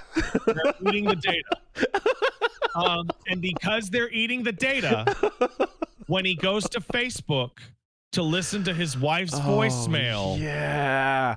Zoop, the aliens eat the data. It ate the wife's They final ate the data. message. Oh, now it's personal. And so this is the point where you realize like literally nothing in this movie makes sense on even like a really basic level. Like that's not how a computer works at all, despite the fact that this entire movie is on a computer. And the plan comes in while the daughter, luckily enough, is a prestigious biochemist, and she has discovered the cure for cancer. I swear to God. Yeah, for sure. And the cure for cancer is a modified disease that attacks cancer cells. In which they go, wait a second. Yep. What if DNA is just like computer code, right? Yeah. And DNA is just like a computer code. It's the common cold, but we've made it into a digital version of the common cold. So hold on. What if we put your cancer cells onto a USB key? Yep. Okay. And then let the monsters eat them. Then they would all die. And you're sitting there going, well, like, wow, that doesn't make any sense at all. Like that's just like complete nonsense. That's crazy enough to work. Right. But, and here, this is my favorite part of the movie. And it's also like one of the worst scenes of anything I've ever seen in my life. So luckily enough, Ice Cube is in the building. He's in an NSA building that's connected to the government data centers. How's he going to get the cancer killing alien virus onto the data center? Well, can't they just send him? Like, no, you can't send it. That's impossible because he's at his computer and the data center in the basement is like sealed off for security purposes, right? Physically, right? But here's the problem. The problem is he works at the NSA, and ever since Snowden, you can't have a USB drive in here. Of course I have not. no way to physically transport it. Definitely not. To which the son-in-law says, hold on, I think I have a solution. What if you bought it on Amazon and we shipped it to your office? Wait, hold on. And he goes, what? How would it even get here in time? And the guy goes in the back of his truck. They're hiding in the truck, by the way. And he pulls open a drone and he says, Amazon Air. We've been training on this for months. It can get it to you right away. So then we cut back to Ice Cube's computer screen. If this is the only part of the movie you watch, oh my God. They go through the entire purchasing process full screen on Amazon, including, I swear to God, they hang on the use this address button for like a really long time. And then he selects Amazon Air, add to cart, and buy now. Yeah, and he has to buy it for the drone to work. So he buys it. At that point, the guy just has a USB stick. He just had one, I guess, for some reason. I don't know how that worked. Loads it onto Amazon Air, and then the climax of the movie takes place. Oh my God. Which is the fountain of all American ingenuity coming together at once. So Ice Cube hacks a Predator drone that is flying above DC and was actually flying above DC before the beginning of the movie, which raises its own questions, which is why a missile-equipped Predator drone would be flying over the Capitol at random. But he hacks control of that away from the government, sends it to his son, so his son can pilot it, who, by the way, was the hacker all along.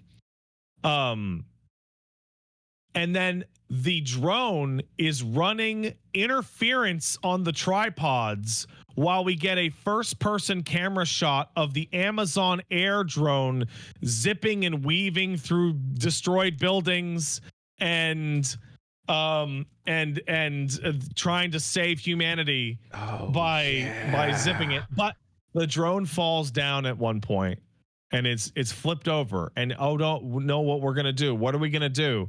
Hey, we can use the microphone on it to yell at a nearby homeless man who's hiding from the aliens. and scream at him, hey dude, flip over the drone, it's really important. But he doesn't want to run into the street because it's dangerous and he could die, right? So they start to workshop, what can we say to him? Offer him a $1,000 Amazon gift card. Oh my God, of course. Okay, so now we're texting him. We're texting him on his phone, and they send the gift card, and he goes, okay, and then he runs into the street, and he flips the drone, and then the drone flies to the fucking data center, and the rest of the movie happens. And it's offensive. Like, it's offensive to humans. I was hoping that you were going to say that the drone is fine because Amazon Web Services cloud computing is still online even in the face of the apocalypse. I mean, it is. Amazon's like, dude, he purchased it and went through the website. Despite the fact that every alien in the world on Earth is eating our data and crashing our infrastructure, Amazon and YouTube still up. That's pretty sick. No problem. That's pretty sick. I mean, I would There's even a part in the movie where he hacks into his son's Steam account to refund a game he has purchased. Oh, hell yeah. For him. Okay. Because if you're living under my roof, you need to get a job and not play these video games. I mean, while shopping for the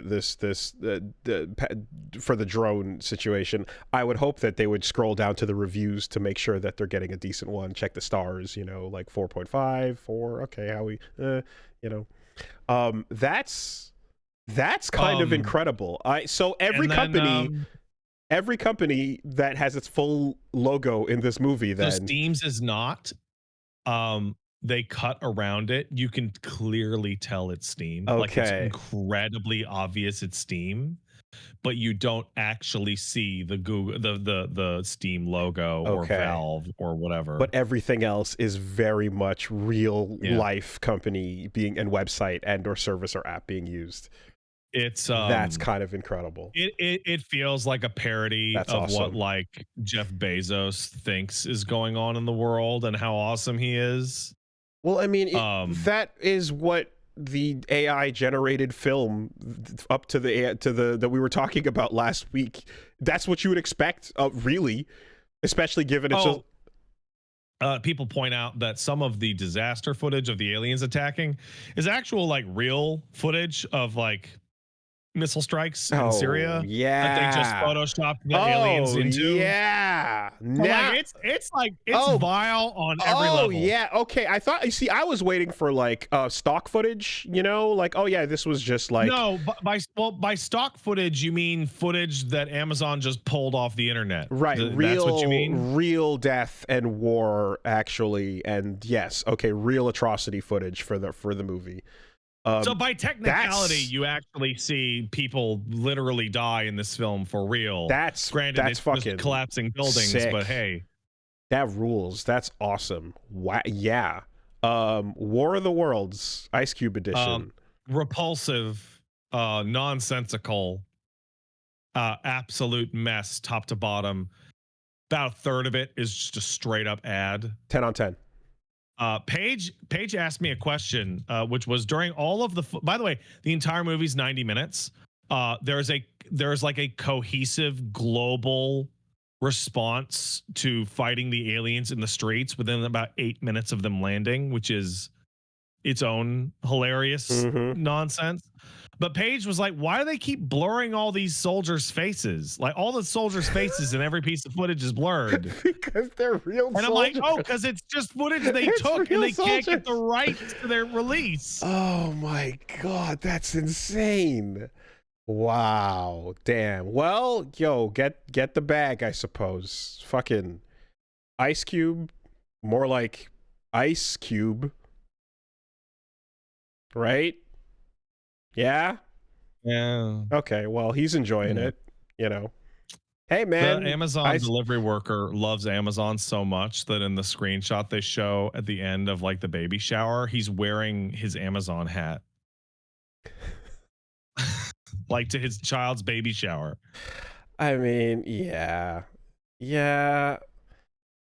Kind of incredible. I just got it. That's pretty good. Did you? Yeah.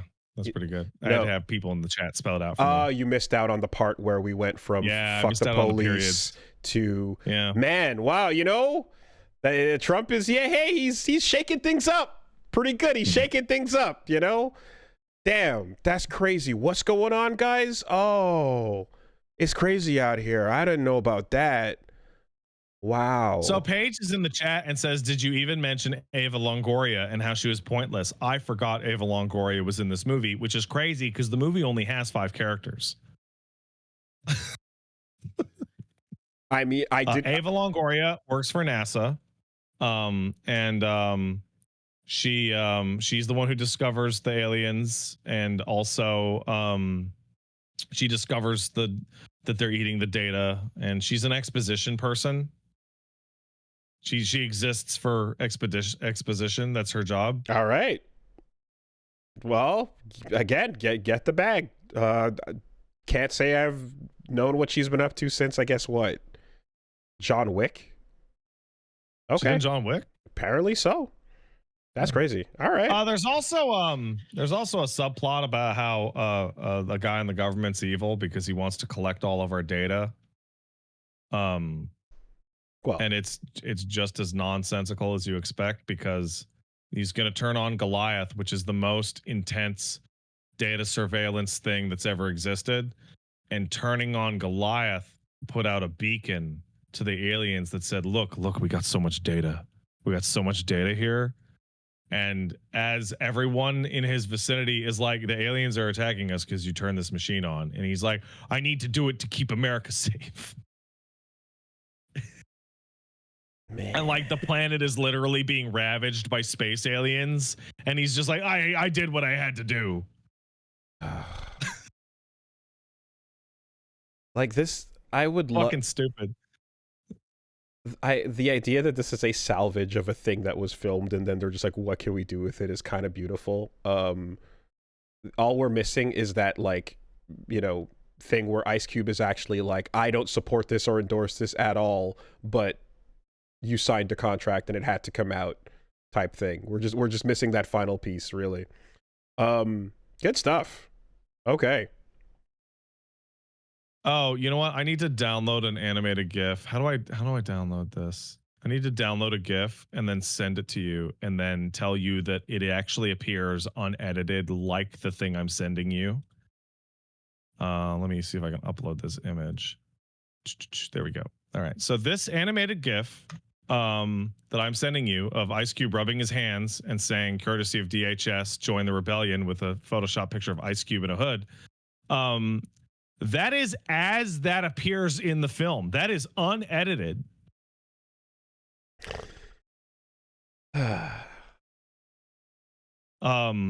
bunch of GIFs from this film were coming out and people were like, wow, good jokes. And then the response was like, no, this is in the movie. That's not a meme. It's actually that's impressive. This is how it appears in the movie with no edits. Yeah. I thought we were kind of, for a while there, beyond the so bad it's good, you know, or at the very least in being made so bad it's good in earnest. But yeah, if there's no signs here that the people making this know what they're doing and that they're not doing this on purpose, then again, God bless. 10 on 10. Love it. Fantastic. Love the this, again, memeable at with its raw ingredients, never mind the sprinkling in of fuck Ice Cube and also real war footage. That's great. That's true. Mm-hmm. Like, yeah, it's good stuff. That's a fantastic package right there. Oh, people found the GIF and put it in the chat. That's good. That's good stuff. All right. What an absolute pile of fucking shit. What an embarrassing fucking mess. Thank you for your service. We appreciate your time sacrifice and your report. Yeah, thank you. There's actually, like, I could go on for double that length of time. It's infinite. Like it's never ending. But I don't want to. You know, like, I don't want to think about it anymore. It's funny because, like, I haven't seen War of the Worlds, like, or so, like the old Tom Cruise, or even before that. But I thought Tom Cruise one's fine.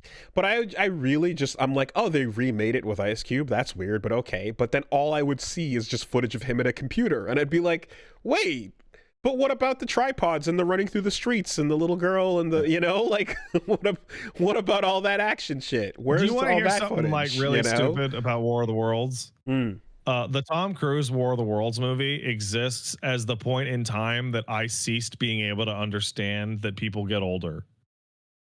When I was playing Death Stranding and Elle Fanning was there, I was like, "Oh, is that like Dakota Fanning's like older sister?"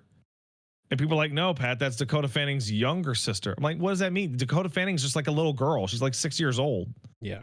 No. And people are like, "What?" I'm like, No. "Yeah, in the War of the Worlds movie with Tom Cruise, she's just like a little girl." Yeah. No. I know exactly. And So no, it's particular to media, and it's particular to someone who's right at the beginning of being a teenager. I know exactly what you're describing, and this to me is the Tatiana Ali effect. This happened because I remember when Fresh Prince was on, and I was like, I'm the same age as Tatiana Ali. That's cool. And then after the show's over and you see what is she up to now? And you're like, oh, she's like 1 billion years older than me, actually. She's been an adult forever. And TV just fucks up your perception of that. And yeah, it's not good. also like the Stranger Things kids and like that first season, you know, bit where you're like, oh yeah, they're like whatever, 12 or something. And then they do the puberty thing and then, you know, double in height, and you're like, how did that happen in 4 years? It doesn't make any sense. Like, no, it's you're specifically watching that particular time where it's the most confusing to be on video. She's just a little girl. She was right there with Tom Cruise. It doesn't help that Tom Cruise looks exactly the same. Like that actually adds to the confusion quite a lot. Like the only you can undo it by showing up a bunch more. Like now Macaulay Culkin has shown up a bunch as an adult, and everyone's like, oh yeah, it's Macaulay Culkin, right? That makes sense. There you go. It looks kind of greasy, you know, or Haley Joel Osment, you know, and you need to like have that. You need to show up more for people to go, right? Okay, got it. Time has passed for you, but otherwise, it's absolutely a head fuck every time. Let's see what else I do. I went through and I started my series called A Link to the Past, where I played Rocket Knight Adventure and Castlevania Bloodlines. Man, those games are great. They're even shorter than I remember. And that's because RetroArch lets you use rewind to avoid deaths. Which version of Castlevania Bloodlines are you playing? Are you playing the original acclaimed Chino Rondo with the English subtitles translation inserted into it I for accuracy? Tell you that stop. Can you put Josh back in your fucking mind palace for a second? That was not Josh. That was the other guy standing next to him. That was the other.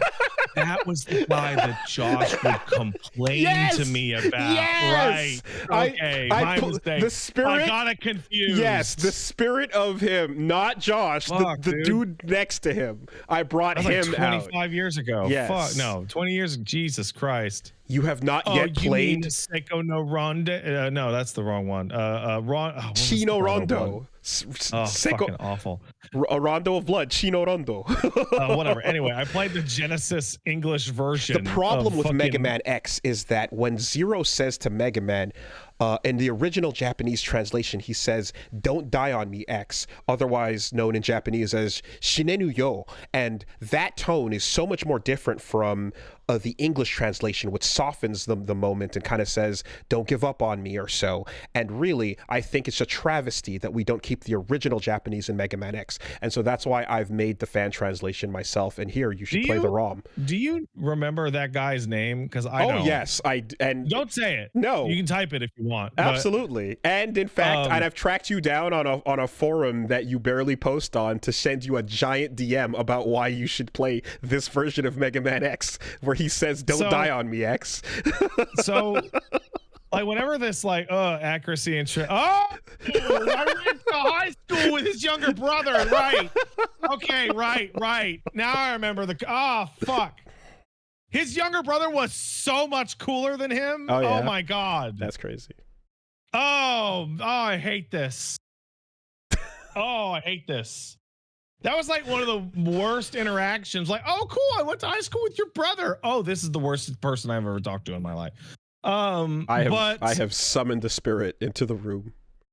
But here's the thing, whenever I hear localization discourse, like I remember that guy that I knew, Mhm. and this is the person that I picture. And I have encountered no scenarios in which I have been disillusioned that that is in fact the avatar of who I'm speaking to.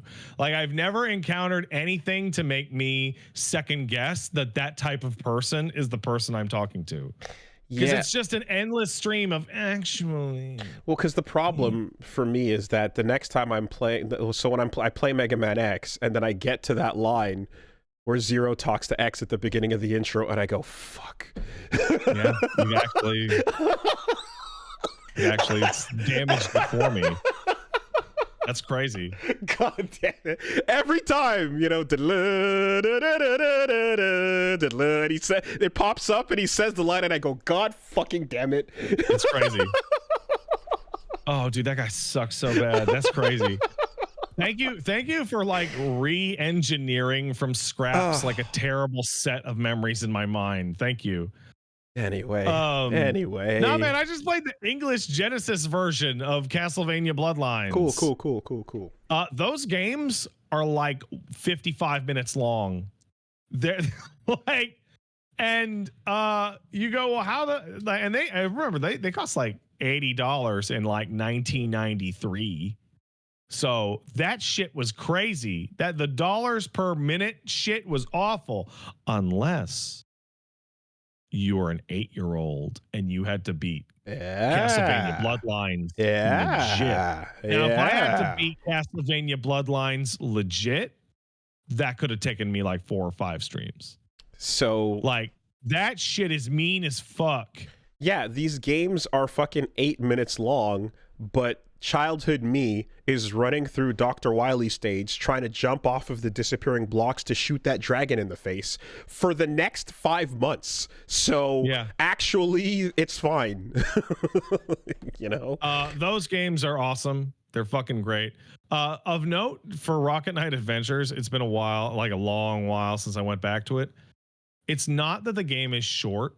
It's I can't believe how short the levels are. Every single level in Rocket Knight Adventures has a different gimmick, and every single level lasts like 6 minutes long. Mm-hmm.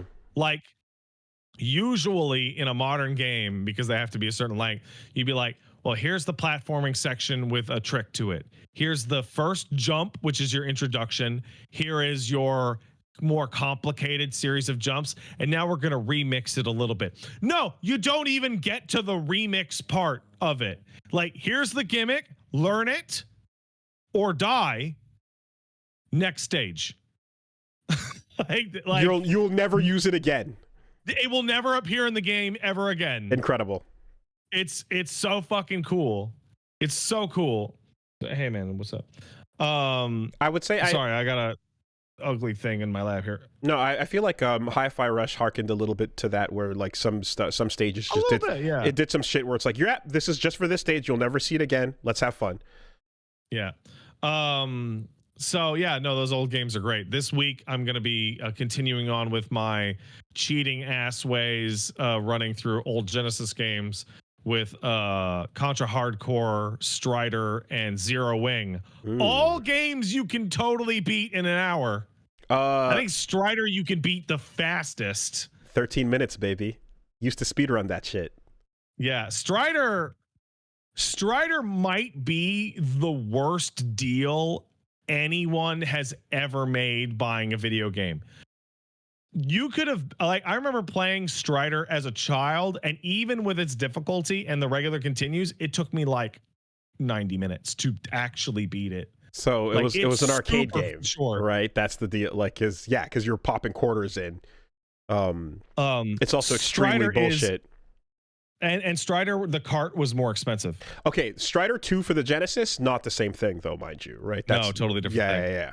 But if you're talking about that original one where you just slide and cut through the whole thing, you can 13-minute that. Yeah, I know. Clear like that shit. even I look it up, like Strider Genesis playthrough, even like a normal run through is like 20 minutes. I remember. It's crazy. It's absolutely nuts. That was sold for like $80-$90 Canadian. Yeah. I think I did a run back on Best Friends. I think I did a run through that.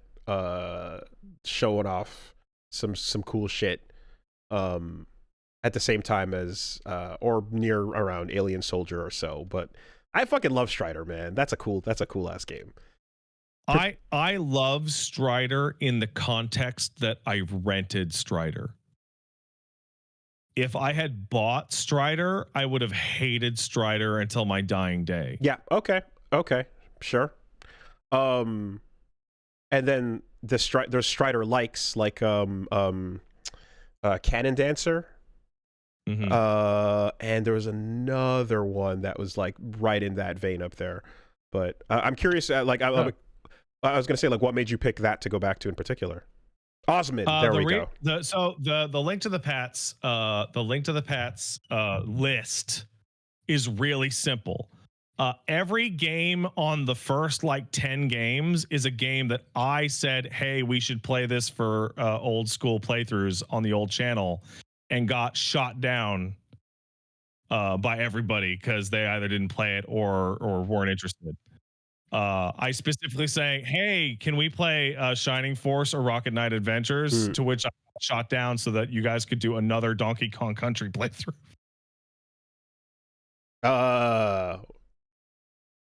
Okay. Did I do? You did some Donkey Kong Country playthroughs. I think you did 2 and 3. I don't remember doing 3. I'd have to go back and let me Maybe see. It was 1 and 2. I might have been 1 and 2. Yeah, I don't remember doing maybe. 3 ever. Yeah.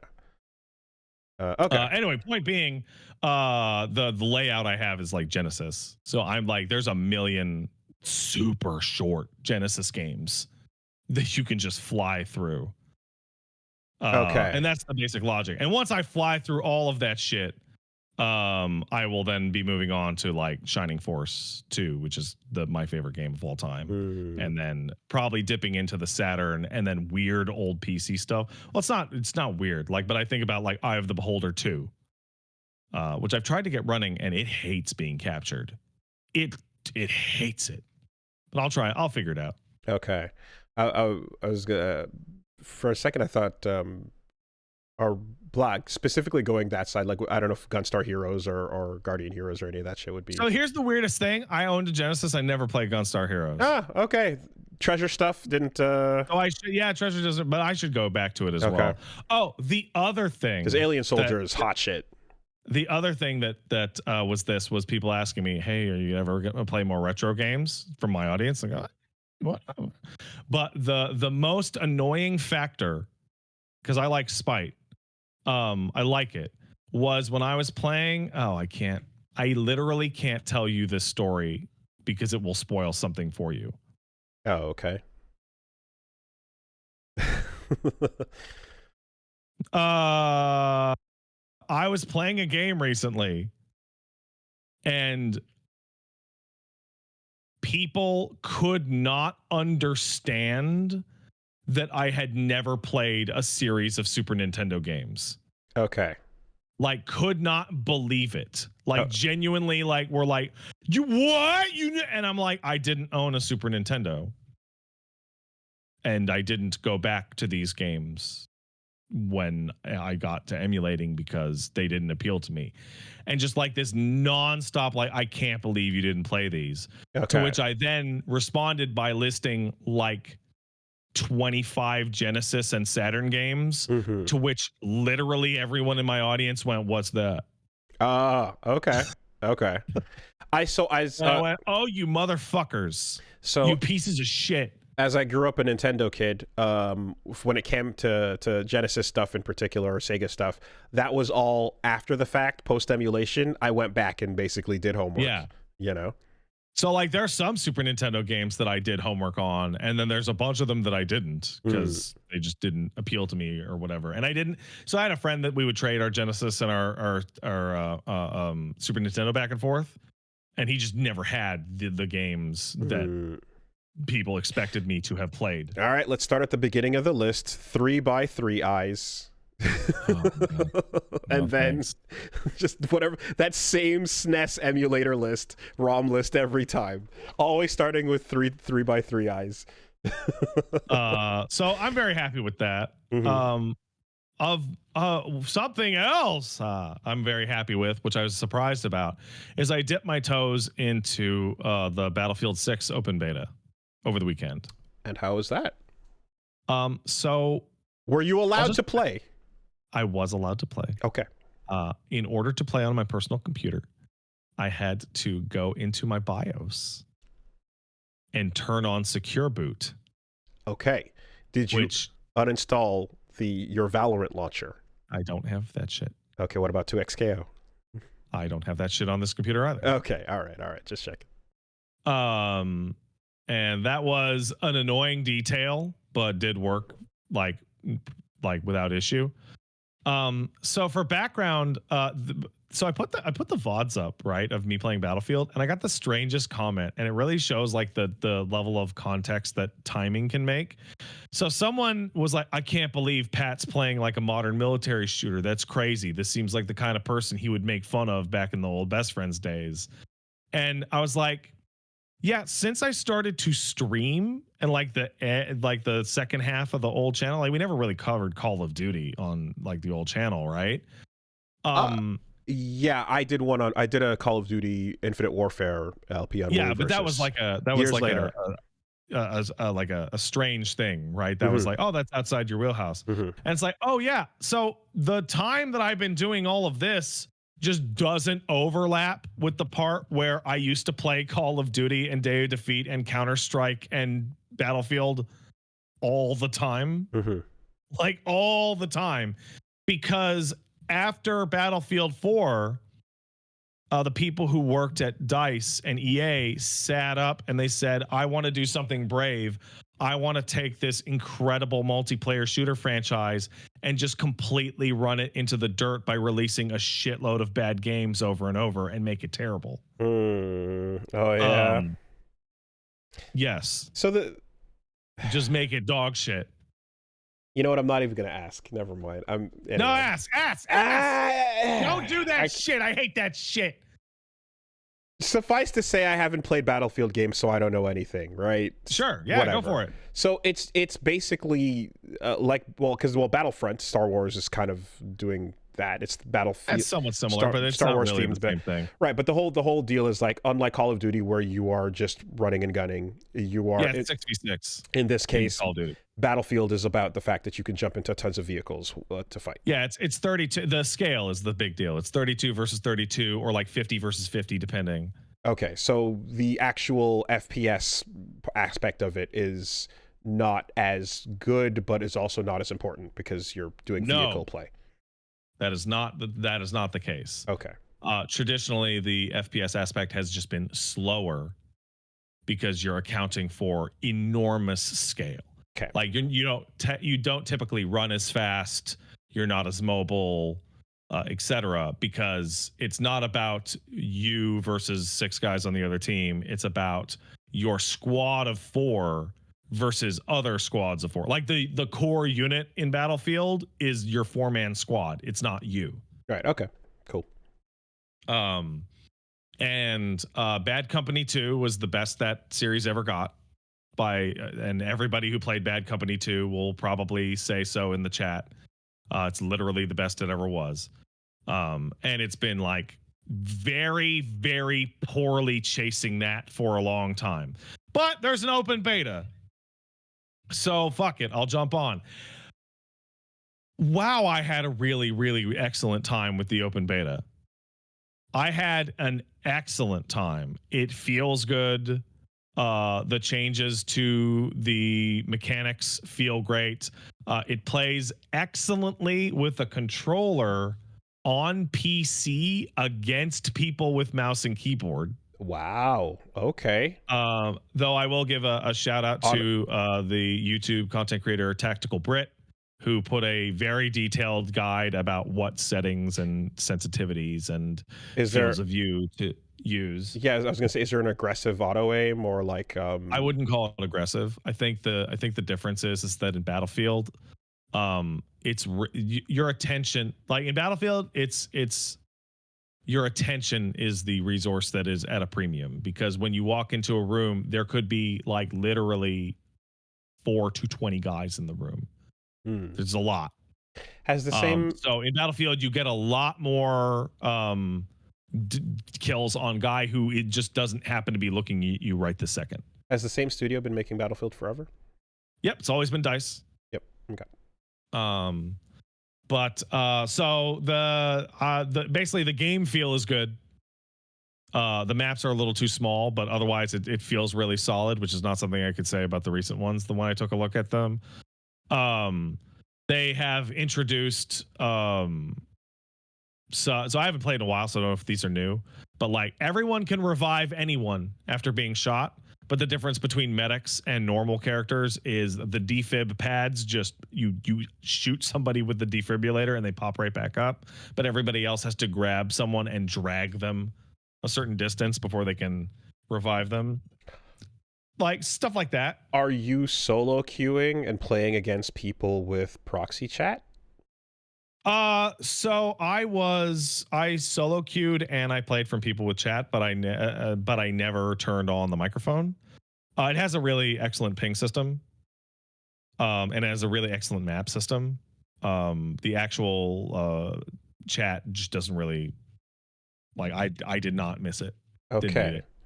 But the usual horrors that you are... First thing I did was turn off chat. Okay. The voice chat. First thing I did. Right away. But and that was enough. Yeah. Okay. Pinging and map awareness works really well.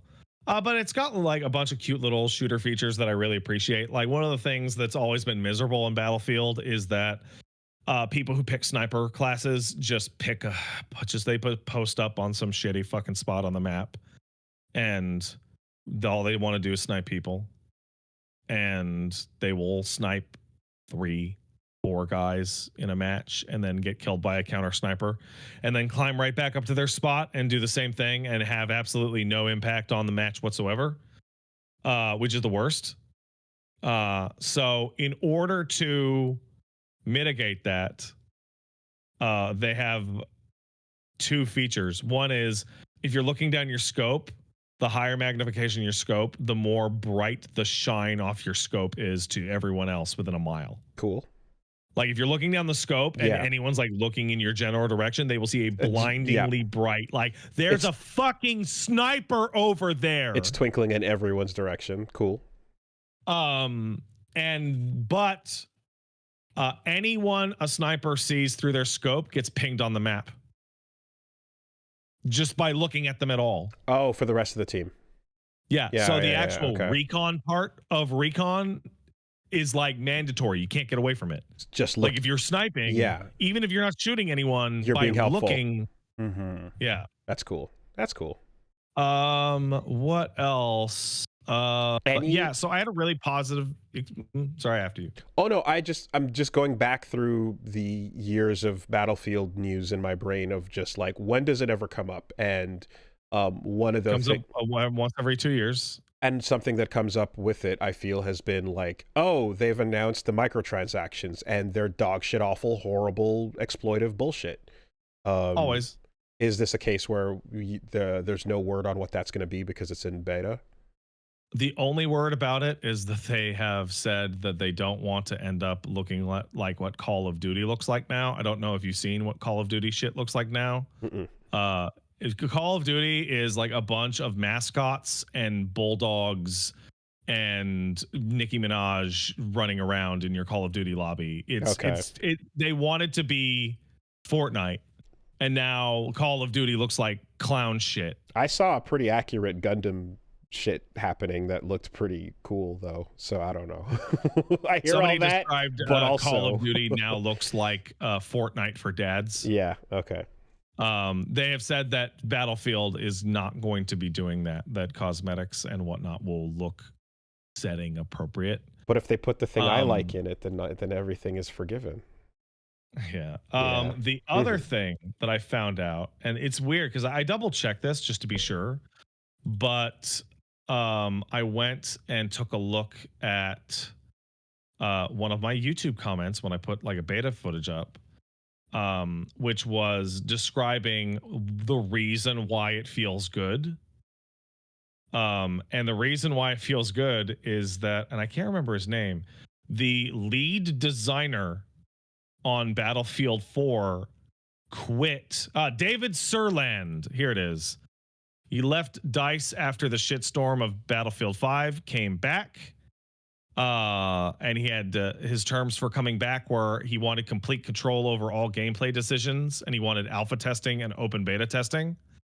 And Vince Zampella is also working on this game, which he was not prior to older Battlefield games. Vince Zampella of Titanfall and old Call of Duty shit fame. Okay. So a bunch of people who, at least two people in key decision making positions, came back to be like, no, we should make it good. From Respawn back to DICE. Okay. And well, no, I think Zampella is like head of multiplayer at EA now. Okay, moving upward. But maybe some like directly overseeing it. Maybe some Mirror's Edge people. I don't know. I think DICE is just DICE. I think they're pretty much always working on Battlefield. Okay, cool. So I had an absolutely fantastic time, and I'm actually like hesitantly hopeful for the full release. I would fucking love to play a Battlefield game regularly and be like, yes, I'm playing Battlefield. I'm enjoying Battlefield, because that is some of the most fun I've ever had in my life. Like, Battlefield, when it works, is the fucking peak of shooter. I love that shit. What time period is it? This one's modern. Okay. They go all over the place, but this one happens to be modern. But there's two things. One is that, man, I really hope they don't just kill its ass with microtransaction nonsense, which who knows? Because I can ignore a lot. But the second of which is that this has been a complaint in every single beta for Battlefield they have ever done in the history of the franchise. And it is, the maps aren't big enough because they didn't include the really big maps in the beta. So like in the beta, you could get a game of 64 players, right? 32 on 32, right? Mm-hmm. No. I don't want that. That's not the mode I'm going to play. That's not the mode most people are going to play. Maybe I'll play Rush or Breakthrough for funsies, but I want my 128 person conquest map.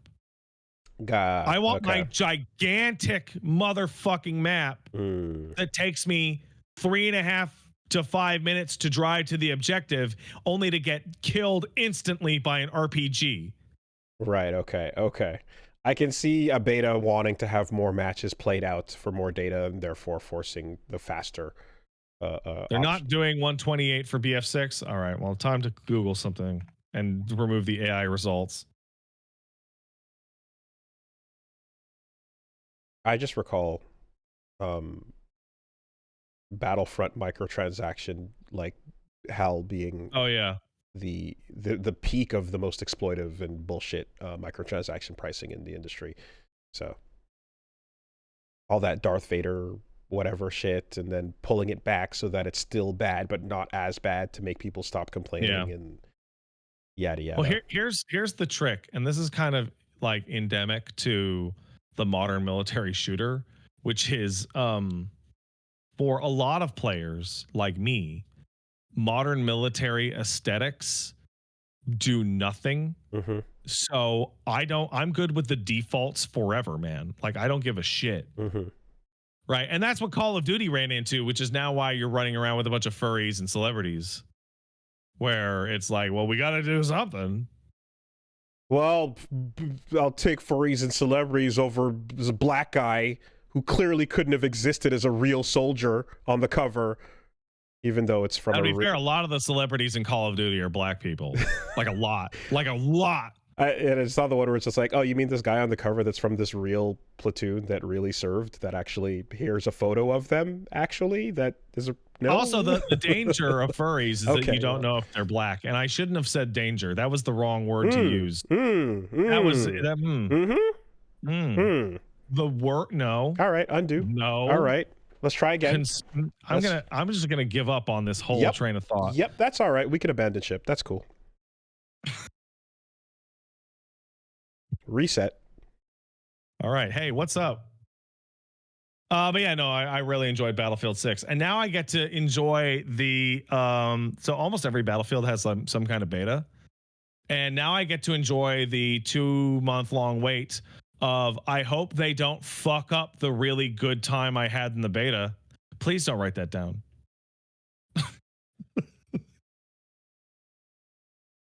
I didn't write down anything, man. You need to relax. I really hope they don't fuck up the good time I had in the beta. Yeah. Because that's the worst. Like, oh wow, that was so good. I can't wait for the final. Oh, it sucks. Oh, it's ruined. I regret to inform you, Pat, you might not have realized this, but you are playing an EA shooter product, and you are enjoying yourself. There's only... Oh, well, that's fine. So I used to play a lot of EA shooter products and enjoy myself. So yeah, here's the thing. Just having This expectations. Genre, modern military shooter / first-person multiplayer shooter went the way of the sports game. Like, they were really good and arcadey and awesome. And then they got so popular that they became the primary product and realized that people would buy them every year. And they just became sports games. And it happened in like the aughts. And people were like, Pat plays Call of Duty? Like, I used to play every single Call of Duty on day one obsessively. Well, because until Black Ops 2 came out and went, this isn't as good as Black Ops 1. Well, yeah, because what company more than Electronic Arts would understand, hey, we can turn things that are not sports games into sports games, you know, in terms of release scheduling. And like they clearly that like fucking duh. The annualization in all of this is that's a anyway. All this to say that getting your hopes up or your expectations into any sort of place where you know you're gonna have a little bit of hope is wild, but hope. Also, of very important note is not just that I had a good time playing Battlefield and was like, oh, that was a good experience. Of note, and is I'm gonna say dramatically altering my perspective of what happened, is that I started off, played it, I think I streamed it 3 times, twice? I can't remember. I streamed it a couple of times, and I started off just getting absolutely, completely smoked and going, well, I'm almost 40, haven't played a Battlefield game in a couple of years. What are you going to do? Oh, that was a fun little thing. Oh, I got him. Oh, I got one, right?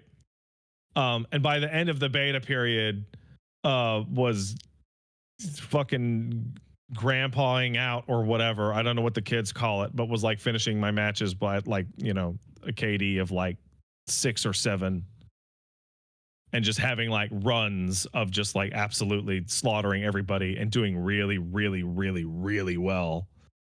And being like, haha, the game is good because I'm winning. I'm winning really good and I'm feeling really cool. And that means the game is really good. Yeah. Okay. There we go. This is the most important part of the segment. Actually, is the the results that made it fun. Yeah. Well, no, I was having fun before, but I was having way more fun once I was doing really well, because games are good when you're good at them. They didn't serve. Games are good when you're good at them. There's no server matching based on the skill based. No, there is, but the nature of the beast with Battlefield is that on a map with 30 other players instead of 5, the range of player skill on both teams has to vary to a very specific degree. Yes, for every 5 god killer like esports unstoppables, there are 5 infants barely holding the mouse. Yeah. Yep.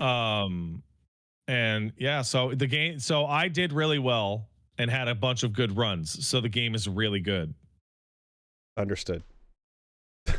Which brings me to a follow-up thing, which is not something I played this week, but it is a piece of advice I would like to ask of you because you are the person to know. So I really like Street Fighter 6 a lot. I think Street Fighter 6 is great. And Sagat recently came out, and I would like to mess around with Sagat, and I'm going to be streaming messing around with Sagat later in the week. But I also love M. Bison. Good game. However, I got M. Bison to Master Rank, which means my M Bison is now trapped in master rank forever. You will never rank down to underneath master rank. The problem is that I don't remember anything about playing M Bison in Street Fighter 6 because I haven't played the game in like 4 months. I don't remember anything, like nothing. His crouching medium punch is good, but I don't remember any of the combos. I don't remember the throw techs, the throw loops. Like nothing. It's gone. Some of that will pick back up when I go and play it, but also the game has been patched twice since I played. So even the things, if I do remember and they come back, they'll be wrong. So I'm in this strange place where I feel like if I go back to Street Fighter 6 and play the character online that I want to play, I will just immediately die. And I don't exactly know what to do about that. Other than die for a while. Yeah, if you're okay with dying for a while, then you can die for a while. The other thing is if you start a different character, but you already have one in Master, the minimum rank you can get is Diamond 1. Oh, I thought it was Plat. I think it's Diamond 1. Oh, is it Diamond? Ooh. So you, with your Sagat, even if you failed all your placements, might still find yourself landing in Diamond 1 and then having to correct out of Diamond or further, depending on how it's going. Because the idea being, if you have a master in any character, then you are at least this proficient. Therefore, let's, keep you amongst where you could potentially bring other characters. That's rough, because Diamond 1 is like all right. Yeah, people that start to know what they're doing are definitely hitting it up and playing, and they're but here's the thing. The other side of that is having a bunch of people who have master characters starting out amongst people that are much lower, completely making the experience not fun for them. I have a question, and this is not cope. I hope it's not. But as time goes on, is the average rank of each player increasing? Because I remember when Street Fighter 6 first came out, I had to crawl my ass to get into Diamond. Like I had to fight my fucking shit off to get into Diamond. So when a new character drops, there's a huge push where a bunch of people that are not as good are now on the field, and you can therefore climb easier initially. As long as you're in that sort of beginning period where everyone's checking it out for a bit. Over time, as those people filter out, people that are good tend to be the ones left that you have to climb through, and it gets a bit harder. But also, people tend to make it to master and then just stop because it's an end point to the race, right? For some people, it's like a beginning to like, hey, the actual ranked I want to play starts at master. I kind of felt that way.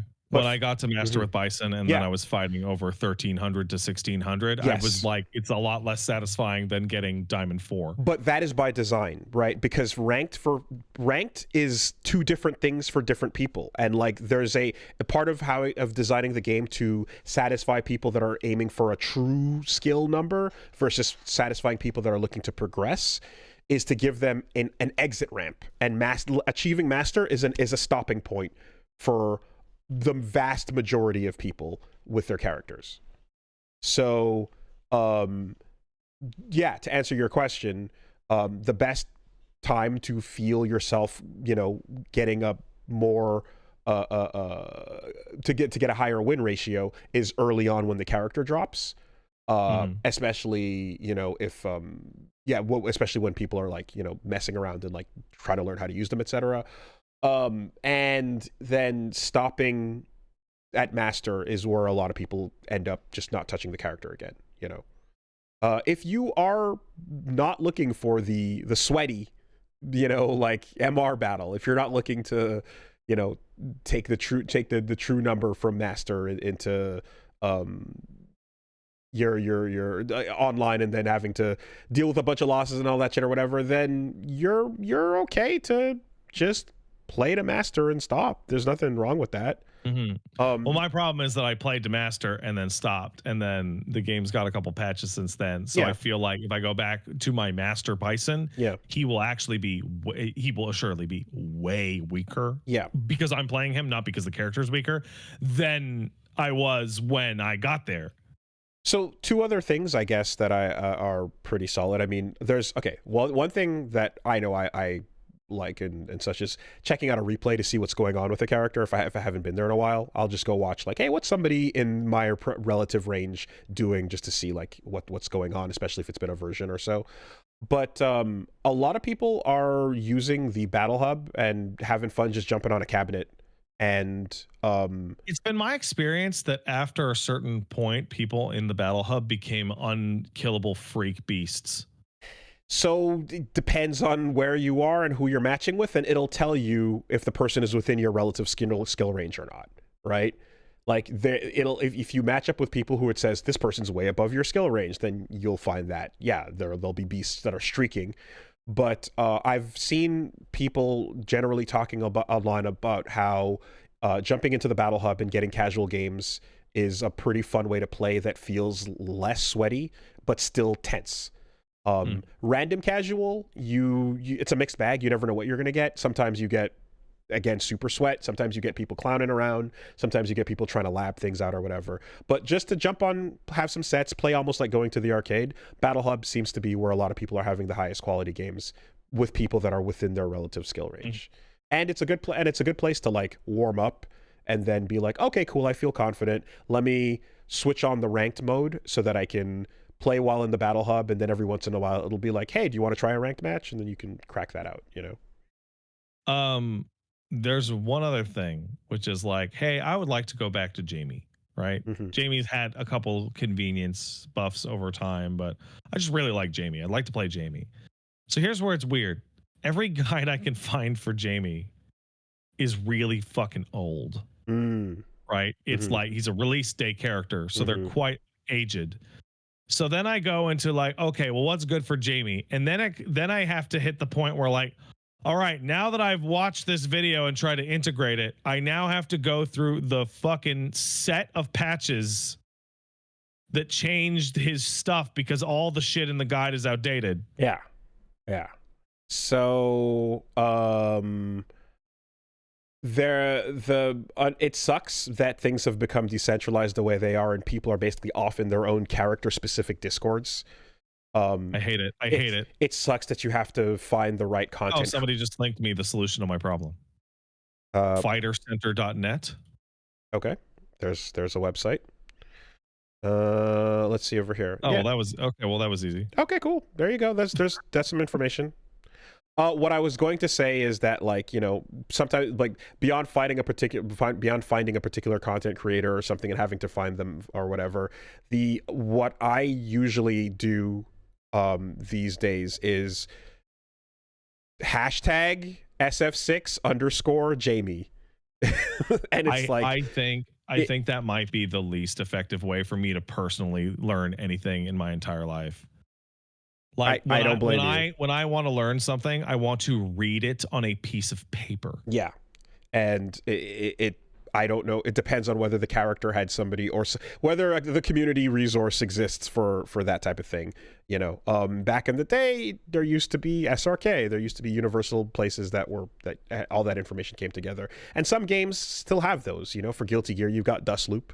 You know, Street Fighter. Yeah, there's definitely resources like this, but the fact that you want to check versioning as well and stuff like that, like a lot of that does come down to like finding a video that says like, hey, SF6 Jamie changes latest season, you know, or something to that effect. Something else too that's kind of interesting if you haven't checked it out is the SimSim stuff in the Battle Hub, where you can basically go and fight against like the trained CPU that behaves like players. Okay. So like you pick a character, and then after fighting a certain amount of, you know, casual or ranked or whatever matches, and it like it updates or whatever, there's a data, you can go fight against the Jamie that plays like people do at different ranks, so at diamond or at platinum or whatever. And like it's another way to play online in a less stressful way while simulating characters and humans that are actually doing wake up shit on you, pressure, oki, tech, and doing a lot of stuff that human beings do, So I find just getting a feel for a new character way in low pressure as well. The sim stuff is pretty good for that. And so I'm in a specific place where it's like getting a feel for a new character. Nah, I just mean like I'm in this place where I'm like, is right now, today, is Jamie's standing medium punch good or bad? Like I will have to dig into the fucking tomes to find out the answer. I mean, and that's where I'm like, I'm gonna go check out an MC Mura video or a Vesper Arcade, and just go like, oh, Vesper put up a video on the latest changes to Jamie. What's going on with that? They're looking at the data. What's Broski saying? What's that? All these different. Yeah, but it just that's the content creator way of getting the information. I didn't know about fightercenter.net. That looks pretty cool. So it looks like a list of tech. Pretty solid. And in general too, what I will say is that if you the thing about the content creator stuff though is that like if there is a person in particular that is like grinding it out with the character that you're playing, watching like a stream with them going through stuff and fighting matches, labbing, learning, etc. is like it's a fun. I enjoy that. I find it's fun to kind of see like, oh shit, you kind of learn together with the group. When Big Bird was doing Marissa stuff, you kind of everyone's kind of collectively discussing and watching and labbing and playing, and there's a classroom environment to that. Zaffarino has a big classroom environment to his streams as well. So it's a different aspect from what you're specifically talking about, because this is like hands off the controller, elements. Mm-hmm. But if it is I find it kind of fun to dive into that stuff sometimes too.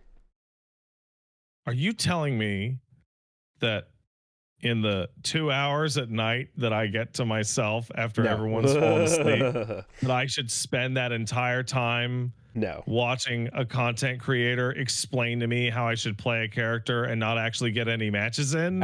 Is that what you're telling to me? No. Soon to be new dad? No. I think you should pop the game on, grab Sagat, go fight in the battle hub and see what happens.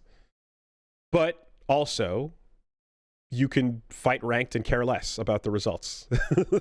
Well, that's obviously the ideal, but like I had a cataclysm. Like when I stopped playing Master, it's like I got to Master, woo! Yeah, and like I won like a massive streak in the end of Diamond to get it to Master. Like I was on it, right? Mm-hmm. And then as soon as I got into Master, I got like a cataclysmic losing streak. Mm-hmm. Like as soon as I got in, which I assume is my placement within Master.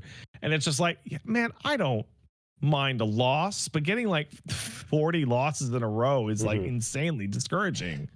And one other element to this too, what time did you jump online? Oh, well, when I was doing that, the child was very young, so it was any given time of day. Okay. Nowadays, it would be midnight Pacific. Okay. So 3 a.m. Eastern. Yeah, guess what? That's primetime beast hours. Yeah, that's freak hours. Yeah. 3 a.m. Eastern is you are jumping online in freak hours. You're getting freak beasts nonstop. That's a part of the problem there too. Like, unfortunately, that's the problem I had with FF14 when I went back for a couple of weeks. Yeah, I was like, I want to run the raid at 1 a.m. Eastern time. No one's awake. And the only people that are awake are freaks, and they do their stuff Tuesday at reset. You can enjoy your best win rate and therefore the most fun by playing Friday night at 10:30 p.m. maybe even 9 p.m. And if you are playing Wednesday at fucking 3 a.m. Eastern, it is sicko hours only. Sorry. Oh, no. All right. Well, I'm going to be playing some Sagat this week, so I guess I'll find out. Been talking to some friends and folks and catching word on the street. Seems like he can do some pretty scary stuff that's pretty nuts, but also Walk speed is pretty slow and not that bad. So there's some argument as to whether or not he's really a big deal and scary, or whether or not he's not that bad, which is exactly what you want. So I will tell you, I have a very specific reason, like a wildly specific reason that I would like to try out Sagat. I'm not the world's biggest Sagat fan. I don't think there's even been a single Street Fighter game in which I like even had him on my roster. That's crazy. However, I love Sagat. Mm-hmm. Well, everybody knows you love Sagat. Wooly. He's cool. However, on my Blue Sky, I have one of my Oomphies that just went on a tirade one day, which ended with, "I refuse to believe the Sagat players are even human." Yep. And I saw that and went, this really, really, really makes me want to play Sagat really bad, because I want to be the subhuman garbage that people complain about online. Yeah, you never messed around with Ken, right? No. So you didn't get to enjoy what it's like to do that Jinrai kick to people. Nah. It looks fun. Yeah, but it's just not my thing. Hey, hold this. What comes next? Oh, let's see what happens. So yeah, you can do that with Sagat. You can. Also, it's just really funny to see somebody like getting super mad about Sagat and just posting pictures of a tiger at them. You can. Like, I just think that just tickles me in my heart. You can extract some premium salt with some of the shit he can do for sure. So that's it for my week. If you want to go down to twitch.tv/PatStaresAt, it's a big week. Gamescom is this week. Gamescom is tomorrow. It is tomorrow. Gong might be there. It's confirmed to be there. No, but I mean during the show, like during the, you know. Not just the standees and the. Nah, who gives a fuck about that? I'm not there. I'm talking about during the show, which is going to be at what is that? Well, I'm going to start at 10 a.m. Pacific tomorrow. Paige is going to be joining me because the Fallout gang is going to have season 2 news. Paige saw a screenshot on the TV in the living room this morning of Lucy and the Ghoul standing in the real desert. Close. Yep. And she like ran across the room, knocking over many of the baby's toys to get as close to the television as possible and just like kind of smell the screen, I got to be honest. I mean, either that or she surfed across the ground, one way or the other. So Paige is going to be there with me. We'll see if Paige's anti-Silk Song curse continues. All right. And I think Kirby Air Ride Direct confirmed as well. I'm not doing that. I'm not doing it. Fuck you. Fuck Nintendo. I don't give a shit. Fuck them. Well, on the same day, you pieces of shit. Fortunately, whatever gets announced will exist after it's announced, and we can see what's going on. But that's not even true. You don't even know that.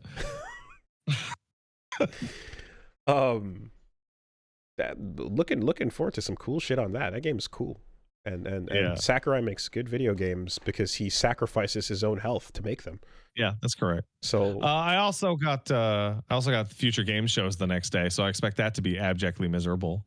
And then the rest of the week is mainly some Genesis games and continuing with Xenoblade Chronicles, which apparently I've almost beaten already, which is bananas. I'm going to end up beating the game in like less than half the time it took me to get a third of the way through the game trying to beat all the side quests, which really just like, I think I'm going to end up beating it like 6 or 7 times the speed. How many games of the past can this be now applied to? You know? A lot. Yeah. A lot. Yeah. Or even like I guess a non-sicko path through the game for non-sickos instead of my sicko mode. Well, correcting the timeline. So be it. Also, you know what's really fun when you're playing a longer-ish game and you are getting every single person in the world telling you that there is a different amount of game left. I have had people tell me I am 2 to 7 streams away from the end of the game.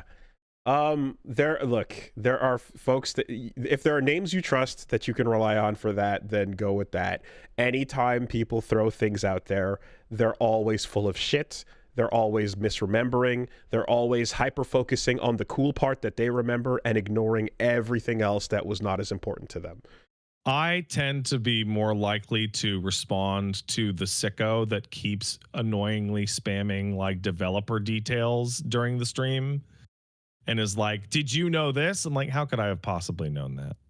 There's no way I could have known this." But okay, thank you. It is insane how every single game I've played for the last 5 years has had somebody completely incorrect guessing on how many streams were left. Every single game. Do you know what the worst, what the least believable person in the world is? Mm-hmm. When it's 11 p.m. at night and you're streaming and you're like, "Guys, I really should call it a night. I'm very tired."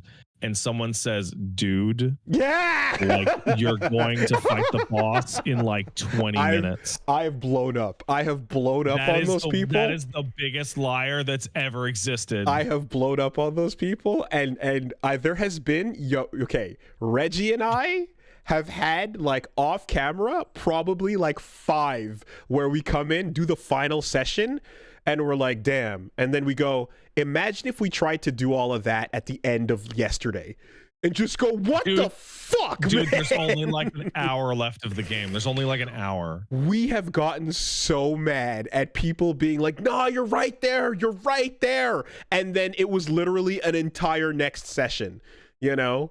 Never mind the fact that I like to talk about what just happened and summarize the thoughts, you know? Yeah, you're a gabber. You're a chatty Cathy. You know, yapping even. It's so wild. Selective ass memory. Somebody in the chat points out you can totally finish it tonight if you put in another 8 hours. If you mash through all texts, run to all the objectives, and stop giving a fuck about the content, you know, you might. So here's what I think is actually happening. It's a combination of people's bad memories, but people also go to YouTube and they type in like Gears of War full playthrough, right? Mm-hmm. And then they click on the very first link that's like the full game and they go, wow, the game's only 4.5 hours long. Mm-hmm. Mm-hmm. Okay, so let me skim to the part they're at. Oh, they're okay, they're at the emulsion. Oh, okay, there's only 90 minutes left in the game. I'm just gonna tell them there's 90 minutes left.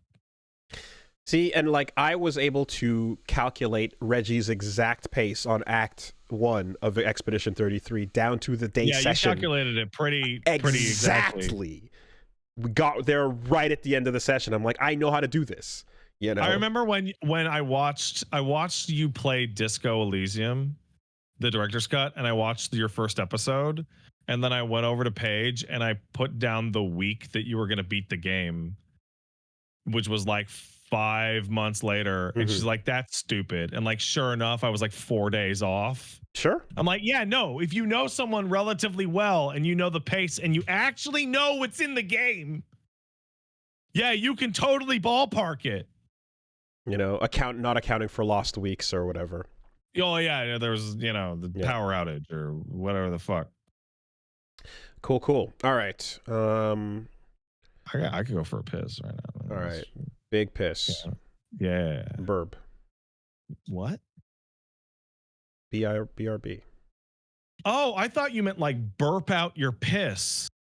Burb. And I'm like, that's not where it is. BRB. Yeah. Okay. That's much safer. Isn't that a Homestuck? Drinking piss?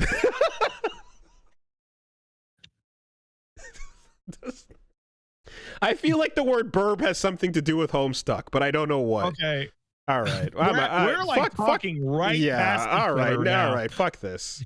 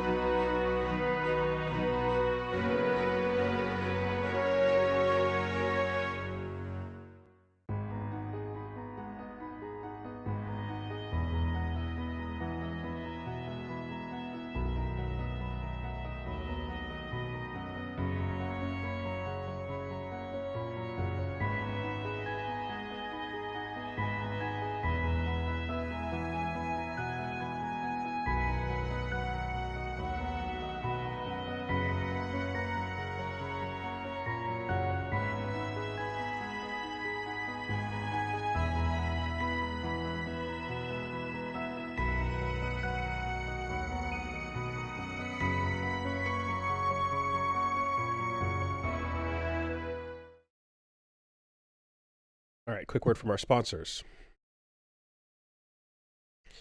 This week, the podcast is sponsored by Aura Frames, and Oh man, I love Warframe. they're great, man.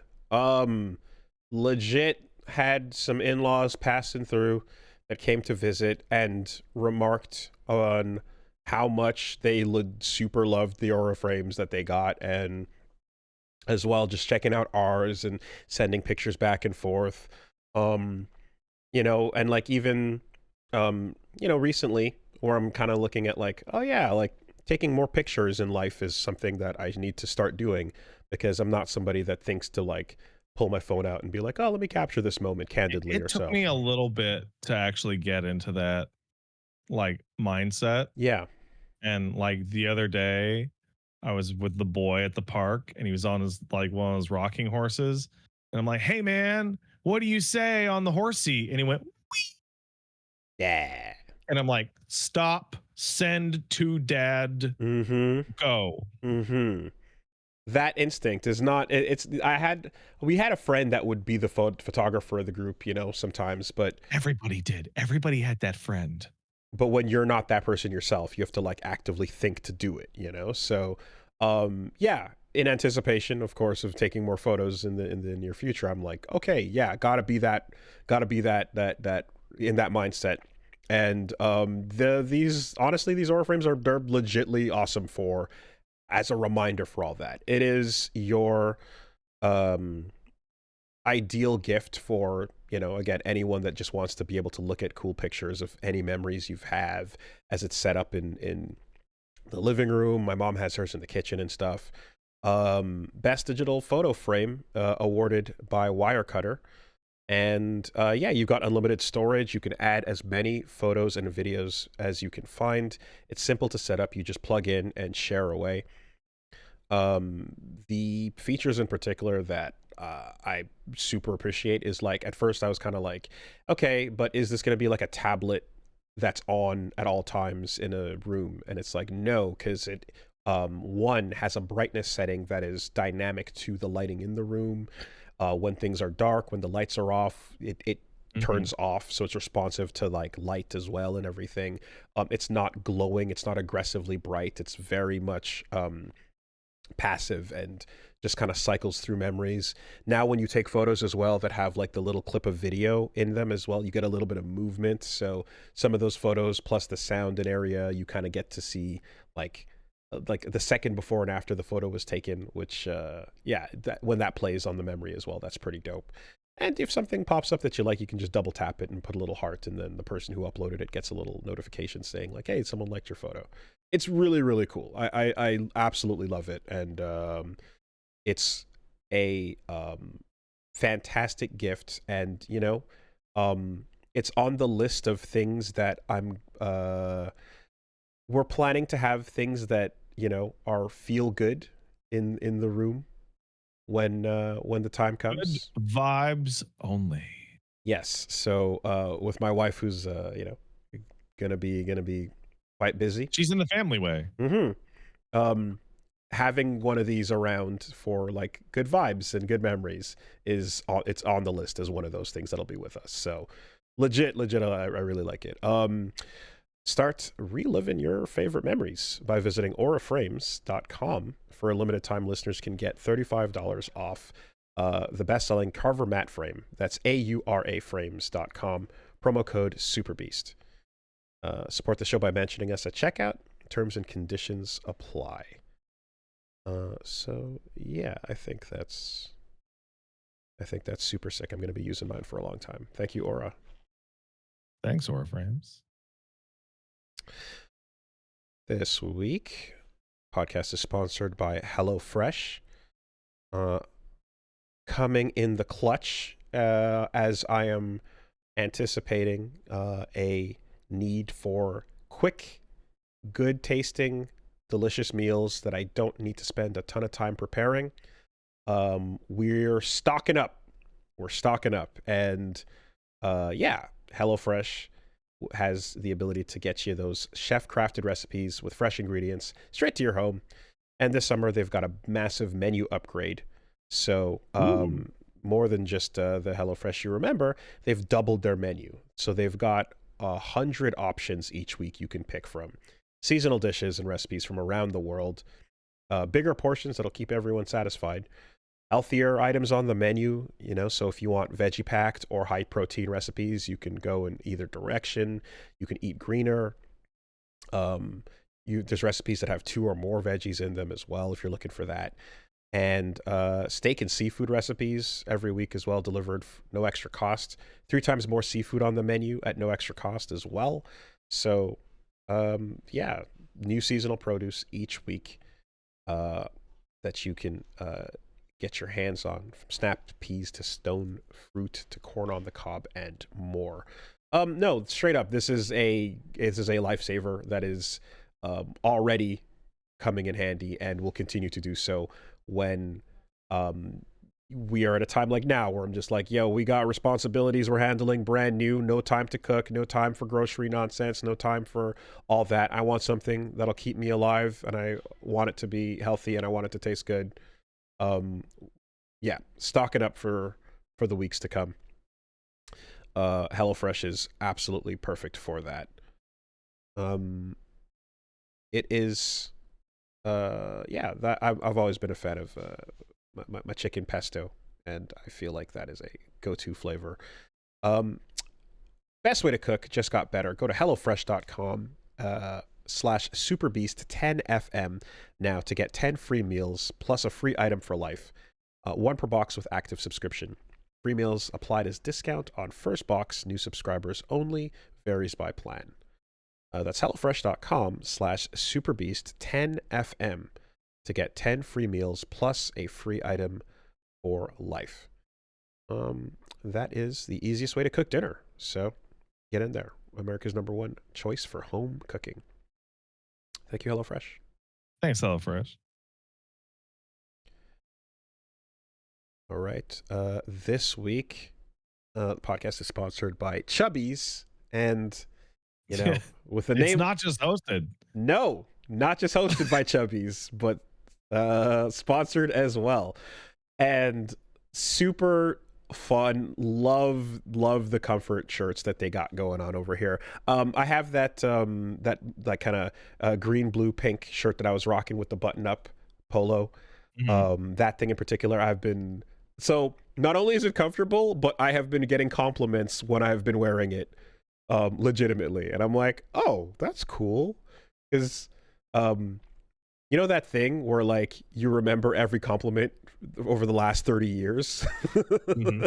because they're far and few in between, so you burn them into your brain when they happen. Legitimately, I was like, hey, I started wearing some Chubby shirts, and some people were like, hey, that looks pretty good. And I was like, well, thank you. So yeah, I'm getting a couple more because they're great. I was just rocking some of the swim shorts yesterday as well, actually, which again, same kind of fun patterns. And I like when something fits loose and is not too tight and constricting, and has that good kind of breezy feel to it, but is still flattering, and not accentuating parts that I don't want to accentuate. Because we're out here, man. It's there's some folds, and yes, black as an optical illusion that flatters is nice, but as a result, you don't get to have as much fun with like colors and patterns if you just kind of keep it straight black all the time, or black t-shirt, and just kind of be like, yeah, one thing and that's it, So the fact that Chubby says these cool patterns, and then like it still again looks pretty good while being bright and colorful and having these cool textures, is something I appreciate. So yeah, you can excuse me, I kind of lost my list there, but you can check out your new wardrobe. Got $10 off at Chubby's with the code SUPERBEAST. You want to head on over to chubbysshorts.com/superbeast and use the code SUPERBEAST, and you'll get $10 off. So be sure to check them out, and make sure to Don't just stick to black t-shirts. You can get some color going on, and you know what? If someone compliments you, you'll burn that memory in, and you'll be like, damn, I guess I gotta wear this forever from now on. Kind of the rule. I know someone that literally happened to in college, actually. I was just like, got a compliment and was like, oh, that's the uniform forever. So shout out to Chubbies. Thank you very much. Thanks, Chubbies. Oh yeah, let me just emphasize there verbatim. Whether you're suiting up for cannonballs, cookouts, or casual Fridays, Chubbies has you covered. For a limited time, Chubbies has given our listeners $10 off your order with the code SUPERBEAST at chubbiesshorts.com. That's code SUPERBEAST at chubbiesshorts.com. Support the show. Let them know we sent you. Give summer one last hurrah.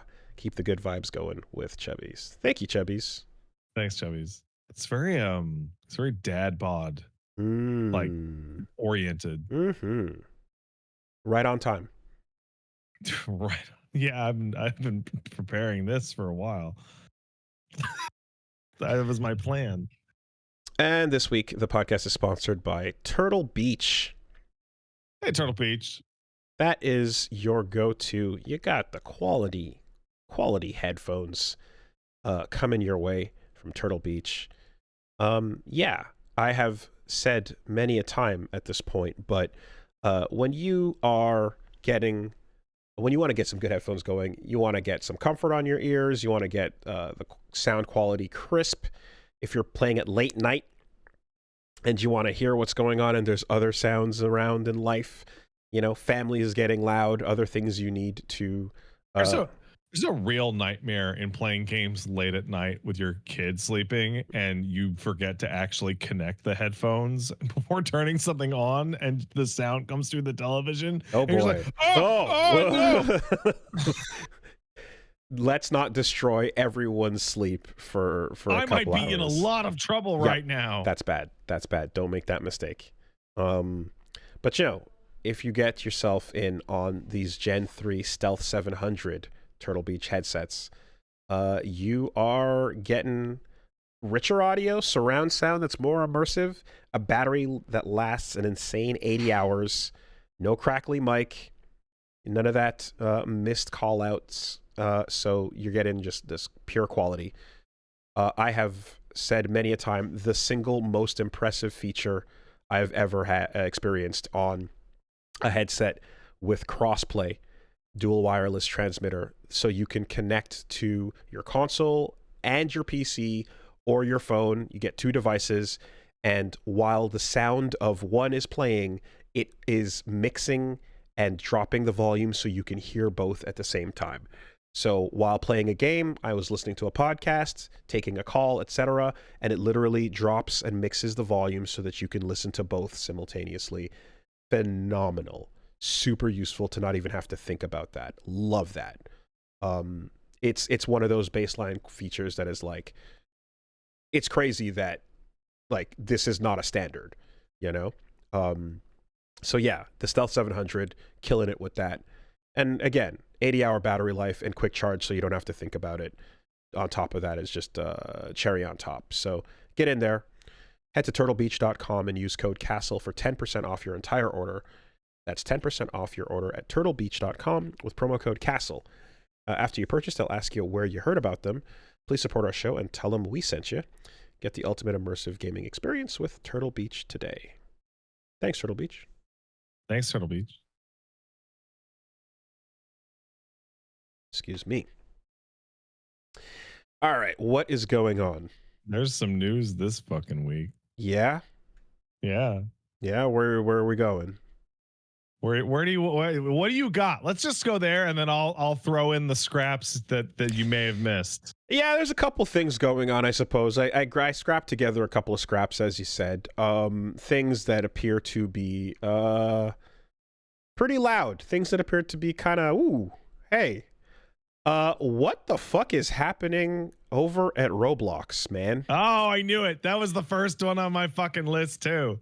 All right, so let's go into it. Roblox is a platform that the kids can play games on, and you can make your own games on it. And it's basically like the digital equivalent of those toys that you could program and make into different robots and shit like that. Next So level, Roblox, of like the Minecraft, like making your own entertainment thing, which my little nephew was like, hey, you stream games? And he was like kind of getting excited about stuff, and he's like, I think you should really consider getting into Roblox. I think you should redirect. Roblox is very popular. I think you should Particularly redirect with younger audiences. part of your It's also channel very popular for streaming. It's very popular towards for content Roblox creation. content. Yes.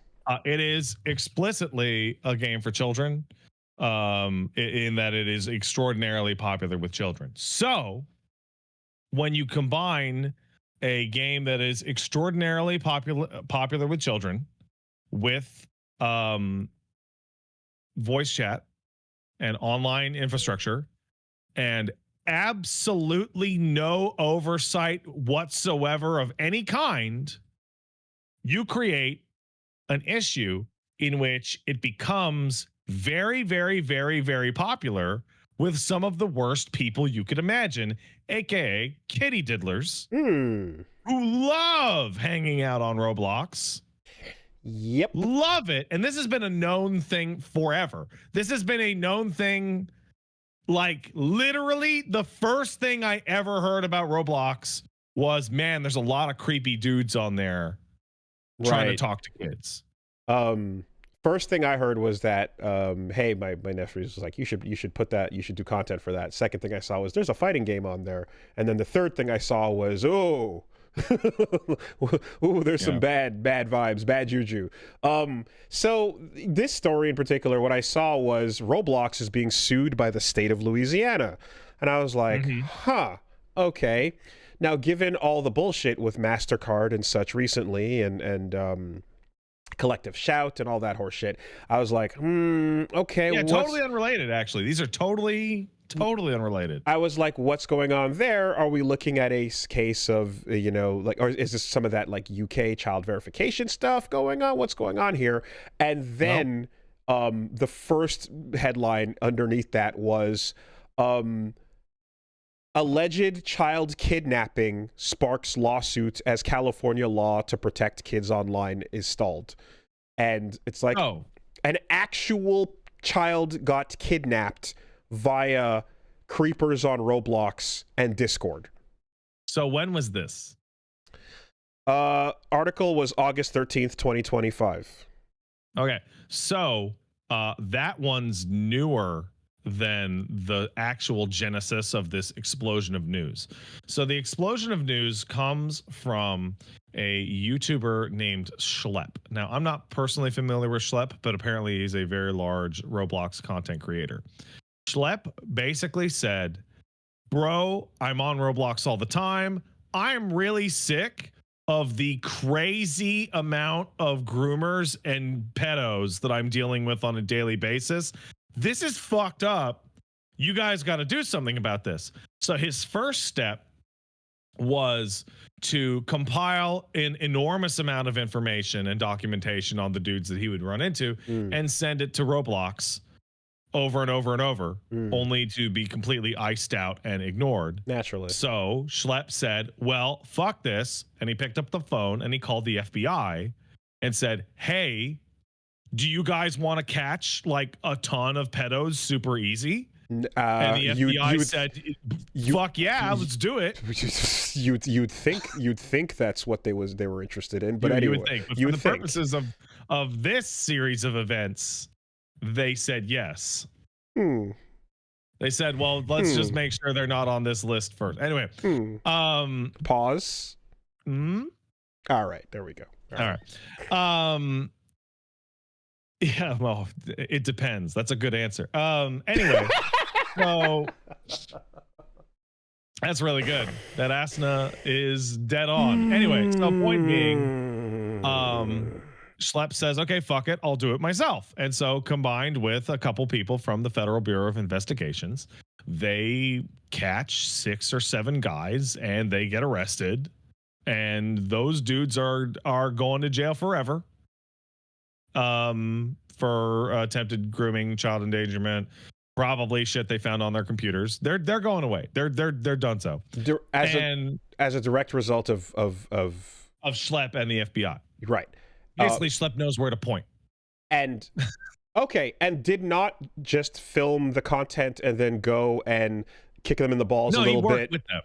Okay, didn't they would run the old didn't just remember film the old AOL Instant Messenger gag? Yeah. I'm totally a 12-year-old girl. By the way, no, I'm not. I'm FBI. And then you would see them log out, and you'd laugh because you ruined one of those freaks' days. Yeah. So Schlepp and the FBI did that, but for realsies. Okay. The realsies version of that. Well, I'm just, what I'm trying to establish here is that it's important that you've mentioned that there was a result to what was being investigated and done, because there's a whole lot of asshole fucking people that are out there just doing the same thing, and then the end result is to get some content as they invite someone to a Walmart parking lot so that they can just beat the shit out of them and then have them run away, and then no one gets arrested, and in fact they get away to continue doing it and make everything actively worse. But hey, you got some views out of the situation. Of that is, I caught you and you're at my house now, and you have to beat me in like a 1st to 10 in Mortal Kombat, or else I'm going to turn you in. Awesome, sure. Or call your mom. That one was real. Yeah, it's pretty funny, but you should turn him in anyway. Yeah, and then there's call your mom, and then just again make some content, and then all right. Off you on your way. Yeah, don't be whatever. But point being, Schlepp works with the authorities and successfully did a good thing, which is get bad dudes arrested and away from children. Now, Schlepp obviously talked about this and made it public. And then when Roblox found out, they said, "Hey, you're making children unsafe by impersonating people. Banned." You're banned off Roblox because you can't do that. Right. He then went public with that, and the state of Louisiana was like, "What the actual fuck? What are you guys doing over there?"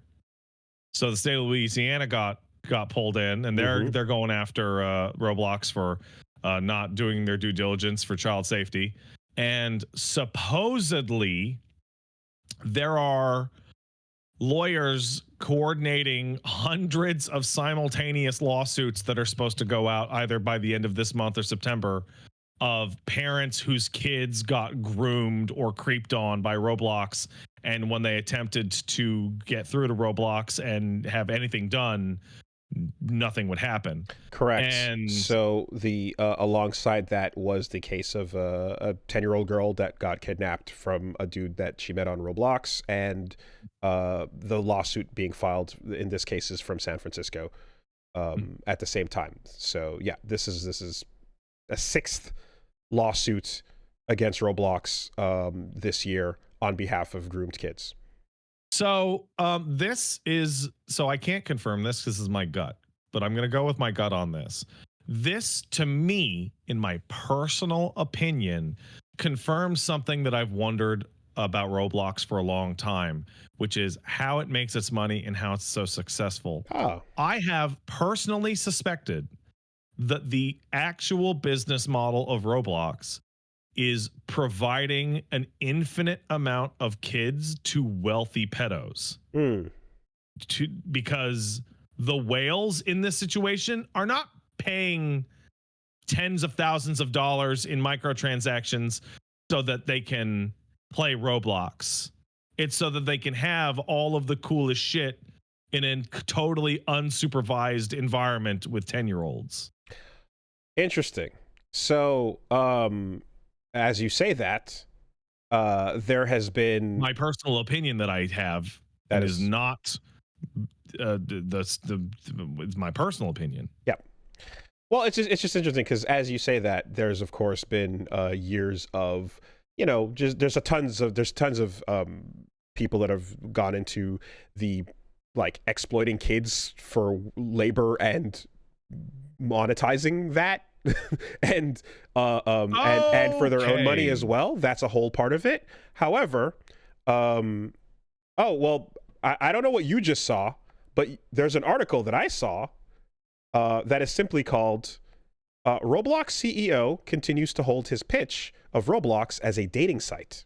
That's what just showed up. Yep. And so of all the things that were coming in about these cases and whatever's going on, here you've got an interview where the CEO of Roblox describes how he wants to continue emphasizing the 17 plus aspect of Roblox and making sure that inside of that, you can have all kinds of social interactions, and it's something that might be useful for people that are afraid to go on a real life date. They can have a virtual date to start, for example. Couldn't even get it up to 18, huh? So the person in charge of the platform has already expressed interest in pushing this as a virtual dating site.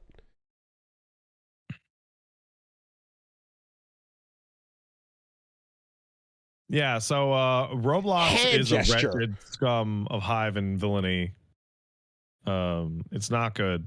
Because here's the thing: if I okay, let's say I'm running a website for children, right? In order to safely have children continue to use my website and have everything work the way it's supposed to, it is in my incentive financially to make it safe for children so that people can continue to use it in perpetuity, unless I have a competing financial incentive to leave it unsafe for children and monetizable. Yeah. Yeah. So if this story was Roblox CEO plays dumb and goes, "Oh my God, we didn't know this was happening. We are committed to parental controls," and then didn't even do anything, you would be like, "Oh, they're just being lazy fucks. They just don't want to do the fucking pay some intern to fucking put No. You're You're getting a direct insight into the philosophy of what the platform. Yeah, but instead, it's active attempt to shut down, making it safer. The CEO continued his discussion. If a parent is uncomfortable with their child's use of Roblox, they should simply not let their child use it. As for him as a father himself, he expresses how in his own life, he still feels uncomfortable with kids in specific situations, stating, "I'm not comfortable having his kids on the end of a dock right now without a life jacket on." Okay.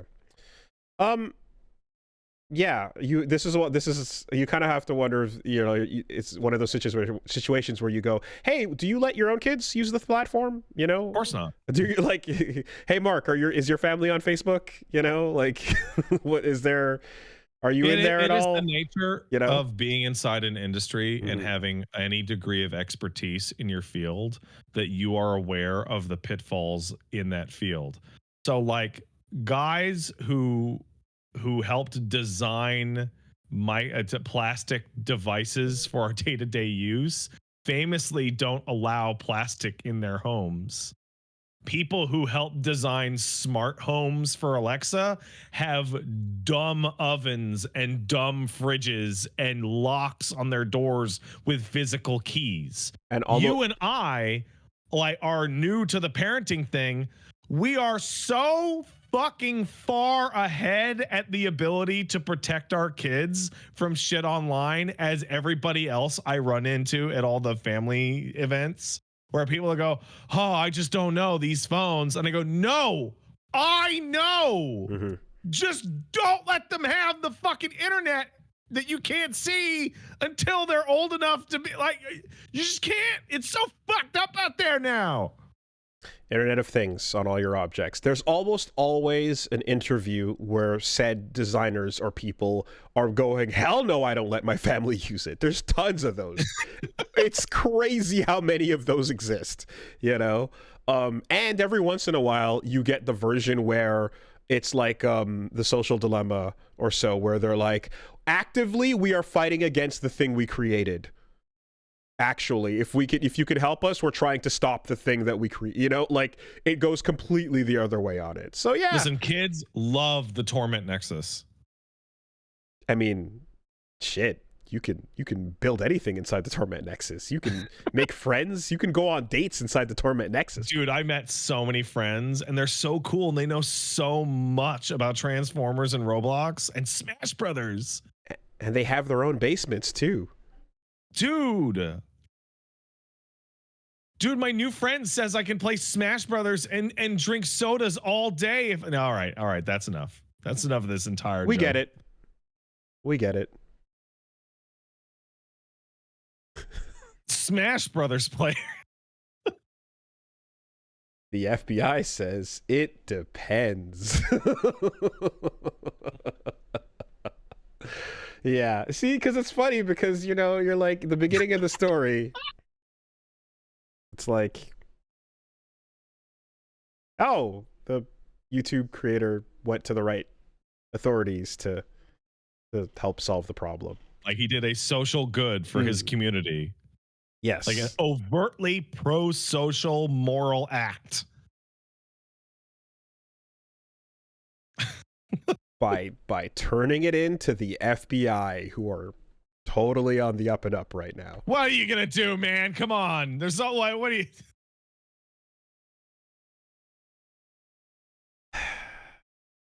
I guess we'll find out, or we won't. I don't know. Anyway. So yeah, hey, don't let your kids play Roblox, or if you do, have them be totally supervised with you in the room the entire time. Yeah, I just straight up. Yeah. There's just anyway. All right. This is such a good news story for this week. It's such a good one. It's just every once in a while. Yeah, right. There's you wake up and you look at your phone and you go, America, and you try to but no, come on. All right. So you know what my favorite? Yeah. There was a tweet about this a while ago. Yeah. Which was a Dungeons and Dragons tweet, but I think it speaks to all of us. Which is somebody going, I don't understand. If I had a cursed object, I would simply put it down. Meanwhile, me with my phone 12 hours a day going. Yeah. All right, so we'll find out what's happening over there. Now look, you know, I noted that earlier you took the moment to say, hey, that you have your opinions and what you feel about the situation is specific to you. That's right. I do say those things. I say a lot of things. You do. And the last I saw you know, while you say those things, I thought I saw you advertising the first Descendant. Crazy. I don't remember doing that. Are you sure?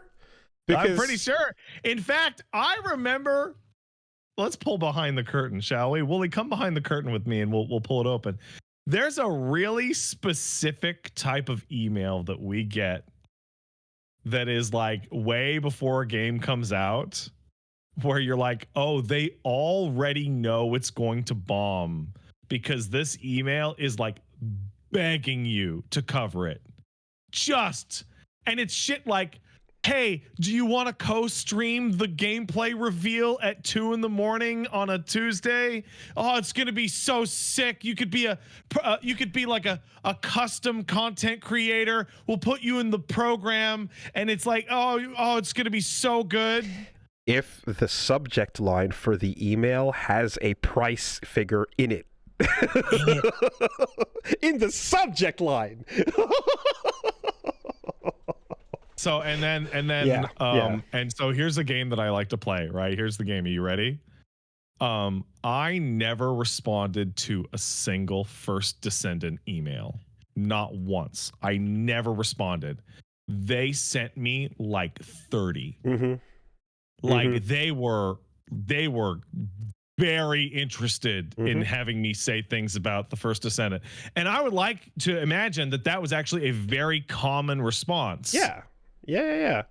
Saying things on camera into the microphone about the First Descendant. Now, what do we do, Wooly, when we can't get Pat or Wooly or Markiplier or Charlie to talk about the First Descendant? What do we do? Well, it looks here like you just fucking take their likeness anyway, slap that shit on gameplay footage, and have them say, for example, "Oh my god, the big boss wall crasher is invading. I'm going to defeat it with my new descendant, Nell. She is a telekinetic powerhouse who could..." And just have it, just fucking deep fake your influencer. So you know what I really love about the first Descendant ad that we're talking about? First of all, I've seen it. Like, I have seen the specific one. Second of all, I've seen the content creator that they're stealing the likeness of. He does like exclusively super topical political American stuff. Oh wow. Like, he is okay. like, he doesn't, it's not like you look at his channel and he's like, yeah, we're fucking gaming. Like, he takes calls from people and argues about politics. Right? Like, it's not even the right one. That's crazy. Right? And also the voice and the face are so not mixing at all. But it doesn't matter, right? And you're not even going for convincing anybody.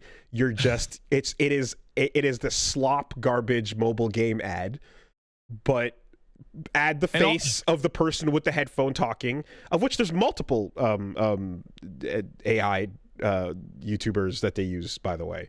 I saw like a compilation of like 5 or 6 of them, and it's just, yeah, run it through the script, have their mouth flaps talk about the wall crasher or whatever, talk about the new Nier Automata DLC, which is just like, I see that, I'm like, oh my god, Yoko, it's the kiss of death. God damn it, dude. Like, I know you don't care, but fuck, man. When 2B shows up, your game is dead. Oh, that's what happened to Soul Calibur. Everywhere. She's everywhere. Hey, Grand Blue Versus is doing its thing. I think Grand Blue is the only one to survive. I think it's the only one. I think they're fine, you know. Jesus Christ, man. Yeah, it's just super creepy, weird bullshit. But yeah, Nexon's Schluter, the first Descendant, is just unleashing AI streamers, and like, I think it's a combination of like fake AI like generated people and just, again, deep faking people's faces as well. It's really obvious that game is not doing well. Mixed on Steam. Also. Mixed reviews. Yeah. So you know what? Since they're so desperate to have you and I talk about the first Descendant, why don't I read the top Steam review that I find off of their Steam page? That's funny, because I was doing that just before we started, actually. These reviews are too long. No, I saw people. Here's a good one. I saw people complaining about the grind. You know, bruh, I was looking forward to the Nier skin collab. Shamelessness. It's cheaper to buy Stellar Blade plus Nier Automata than buying the skins bundle.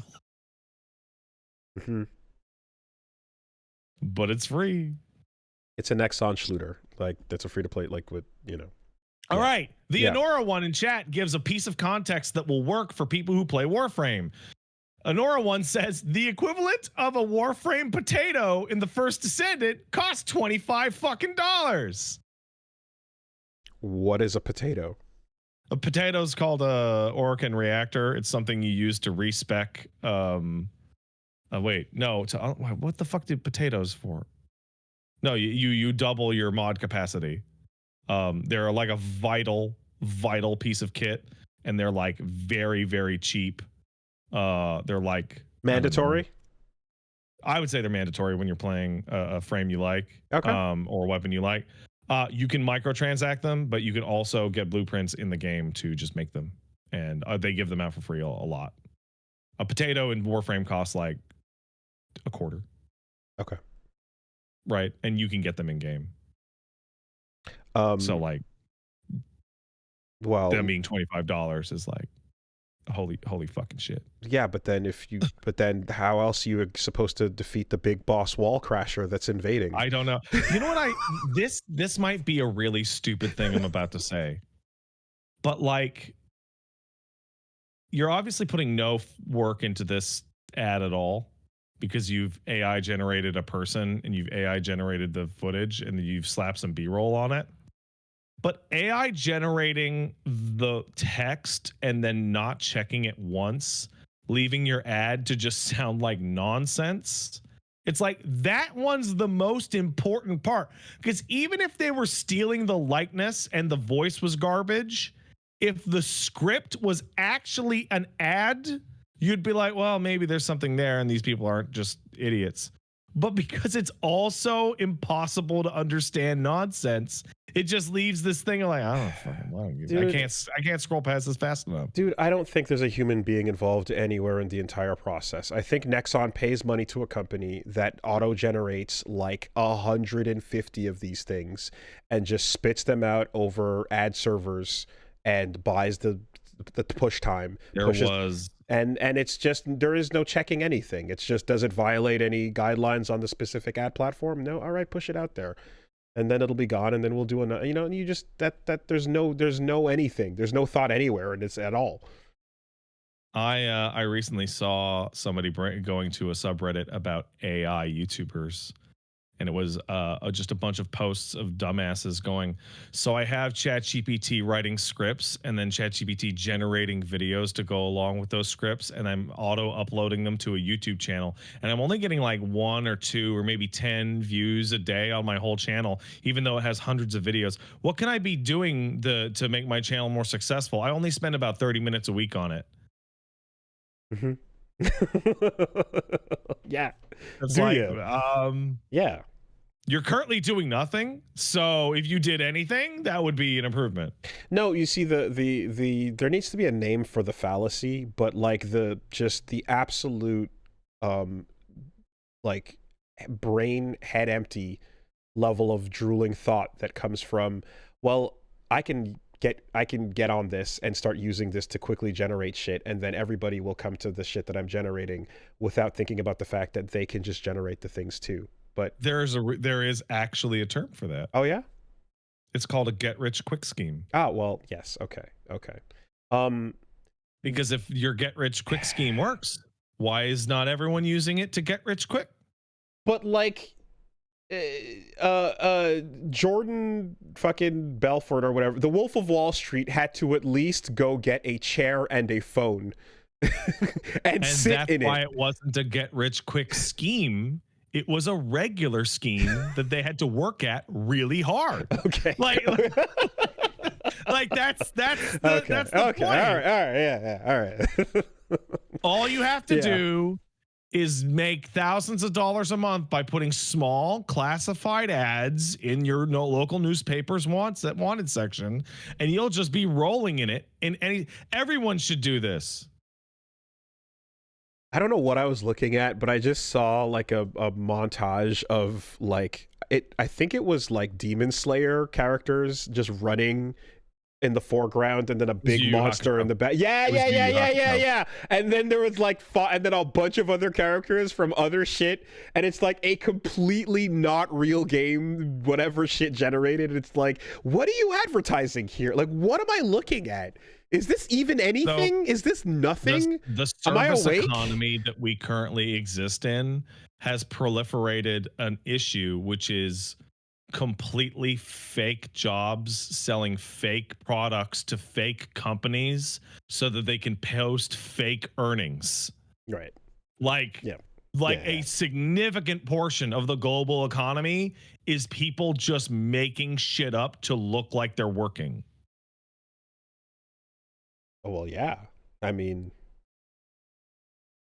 fake numbers makes the world go round, dude. Like, that's, and remember, if you don't like the stats, you can just fire the person who makes them. I gotta tell you, bro, all this nightmare shit really helping me with my imposter syndrome. Ah, like a lot. Yeah. Are you feeling like a lot? Are you feeling more competent? I feel like I'm doing like a real thing and a good job, maybe. That's pretty good. Also, raising a baby, like I'm like, when the baby is good, you're like, I'm doing a good job. That's good. That's good. Yeah. Okay. So you talked about wanting to jump back in and potentially check out some Sagat I did. in Street Fighter. Well, I just want to make sure that when you do that, I don't want you to accidentally violate the upcoming Street Fighter League Capcom guidelines for streaming. So I want you to just make sure that you're safe, and to not violate the new guidelines, you're going to need to make sure that only the safe parts of the screen are visible. All right, so I'm going to send you a picture here. The area in red is not to be streamed, and the area, yeah, okay. The so area, the area in red, that's everything but the timer. That's correct. Okay.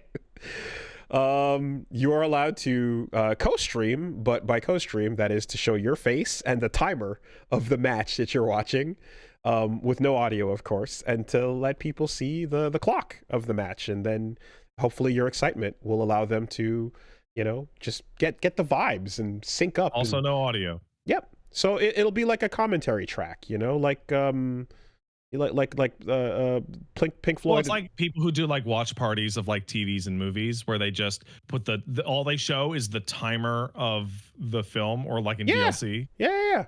Exactly. No, it's 100% like Pink Floyd and Alice in Wonderland. You know, it's just or Wizard of Oz rather. How do you feel about this? I think it is the dumbest shit I've seen Capcom announce since it is bafflingly insane, and it feels like an extension of the particular way that the Japanese esports league stuff is completely out of touch. Because like this the Street Fighter League stuff is very much tied up with their esports Japanese broadcasting stuff, right?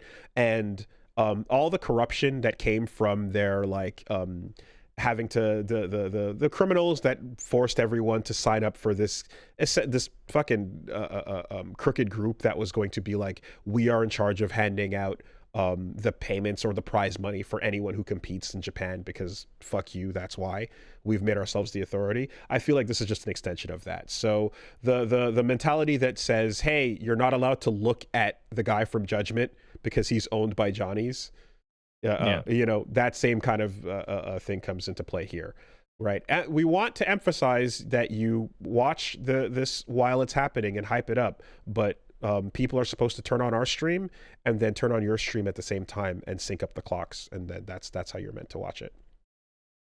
I am actually torn on this, because I agree that just allowing the timer is like hilarious and very stupid. It's a direct result of it being a pay-per-view. And the actual discussion is whether or not esports championships should be pay-per-views. And I don't know, because in an ideal world, Evolution would require a $10 ticket to watch online, and then they would throw that into the prize pool, and then the prize pool would then descend into the hundreds of competitors instead of top 8. Quick question. But we don't live in that ideal world. Quick question. Are you interested in getting people to watch your thing, and you'd like that number of people to grow? No, I'm interested in making money. Oh. Shit, then yeah, I guess I'm torn on it too. Because like, here's the thing. I'm an event organizer. Let's say I'm an event organizer. I'm not like emotionally attached to the future of Street Fighter. I'm emotionally attached to my bank account. This is a dilemma. This is hard. This is truly difficult. There is money to be had from each of these individuals. There's also, we could just show up at their door and beat it out of them. I mean, that's always a solution. I don't think it's a particularly good solution most of the time. They might not want to watch more Street Fighter after we beat it out of them. Yeah, but there might be some returning customers. It's possible. Yeah, man. Like, I think if you're gonna treat esports like sports, then you need to look at, like, there's a really, really, really long history of televised sports, right? and what sports could get away with charging money to see the thing and what couldn't. And traditionally, the Super Bowl, you just turn on your TV and watch it, right? But the UFC fight or the wrestling show, which Yeah. we're going to call sports for this purpose, Mm-hmm. is something that you would pay to see at the day and date. Where it gets complicated is that while watching the Super Bowl is free, it's also attached to the fucked up cable package that you had to get only to watch the Super Bowl. In terms of esports, it's actually crazy how long esports organizations have gotten away with just broadcasting the whole fucking thing for free forever, especially when the ads on esports suck and don't work. Well, maybe for starters, if the community that you're trying to monetize has had a fucking multi-decade long history of just having people show up grassroots, organizing their own tournaments and putting them out there, maybe you don't burn that all to the ground immediately by showing up and trying to nickel and dime absolutely every aspect of it, destroying the community aspect of it. And then the worst part, the most frustrating part, is having these criminal organizations that suddenly see that there's red in the water, getting Capcom on their side to approve of their rules and agree with it and go along with it. That stuff with Momochi from back a couple years ago, where it's just like, there was no official esports anything in Japan. People could, and then all of a sudden, a group comes out of nowhere, declares a private company gets created by private individuals with capital that go and say, we are the esports regulatory board, right? Like, this is not an ESRB type situation or something where it was like, there was a government thing that then had to have someone step in to stop a lawsuit or protect from further encroachment. Just a completely private company out of nowhere just showed up and said, no, we're the official esports regulatory board. If you want to do anything esports related in Japan, you must sign up through us. And there were people were like, fuck you, that's bullshit. And then they talked and greased enough palms of enough companies that make games that those companies went, yeah, from now on our prize money goes through this company. Well, here's the thing. And then that was the end of the discussion. You're completely right. And you told that breakdown before. And it's to esports' pride, I would say, that they are getting closer and closer to regular sports every day by being so outrageously corrupt. That's a respectability thing, right? Yeah. Ideally, for me, I would like to see esports athletes, where there should be a new term. I don't like using the term athlete for guys that look like me. But I would like them to get paid.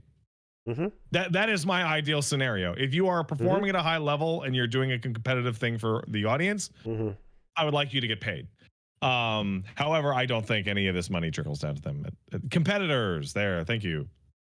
However, at the end of the day, if the esports scene for your game completely fucking dies, then it'll just go right back to the grassroots shit. That is a positive. That is a positive of the situation. That is true. That will just continue to exist regardless. Like, think about like Call of Duty and the amount of money that's been thrown into the open furnace that is the Call of Duty esports scene.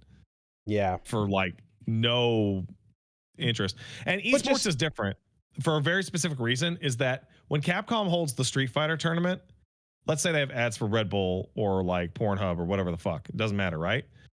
Those ads seem to be traditionally ineffective. However, the primary ad for Street Fighter 6's invitational tournament is Street Fighter 6 that Capcom is advertising for the thing that they own. Correct. Go buy the game. Yes. Directly. There is an incredibly clear incentive for them to have everybody watch it. So is SFL run by Capcom or is it run by a separate organization? So it is an official tournament, but I believe it's co-run by a billion sponsors alongside Capcom. Okay, well, that's the reason. Right? That's the reason. Yeah. You look at it and it's not Capcom Cup, for example. Yeah, and believe, well, you see, you say that, but here I thought the whole point of Street Fighter 6 was to sell Chipotle. I thought we were just doing this to get the fucking beef bowl, you know. Yeah, I kind of just can't help but get that feeling that you're looking at this random thing that a bunch of, again, grassroots, whatever, a bunch of people like on their own made an organization, and then all of a sudden, you know that, like, hey, would you travel back in time and just like take out baby FIFA? If you saw the Olympic Commission like in its infancy and you could wipe it out of existence, would you take that opportunity? Because a baby Olympic Commission or a baby FIFA has just showed up into your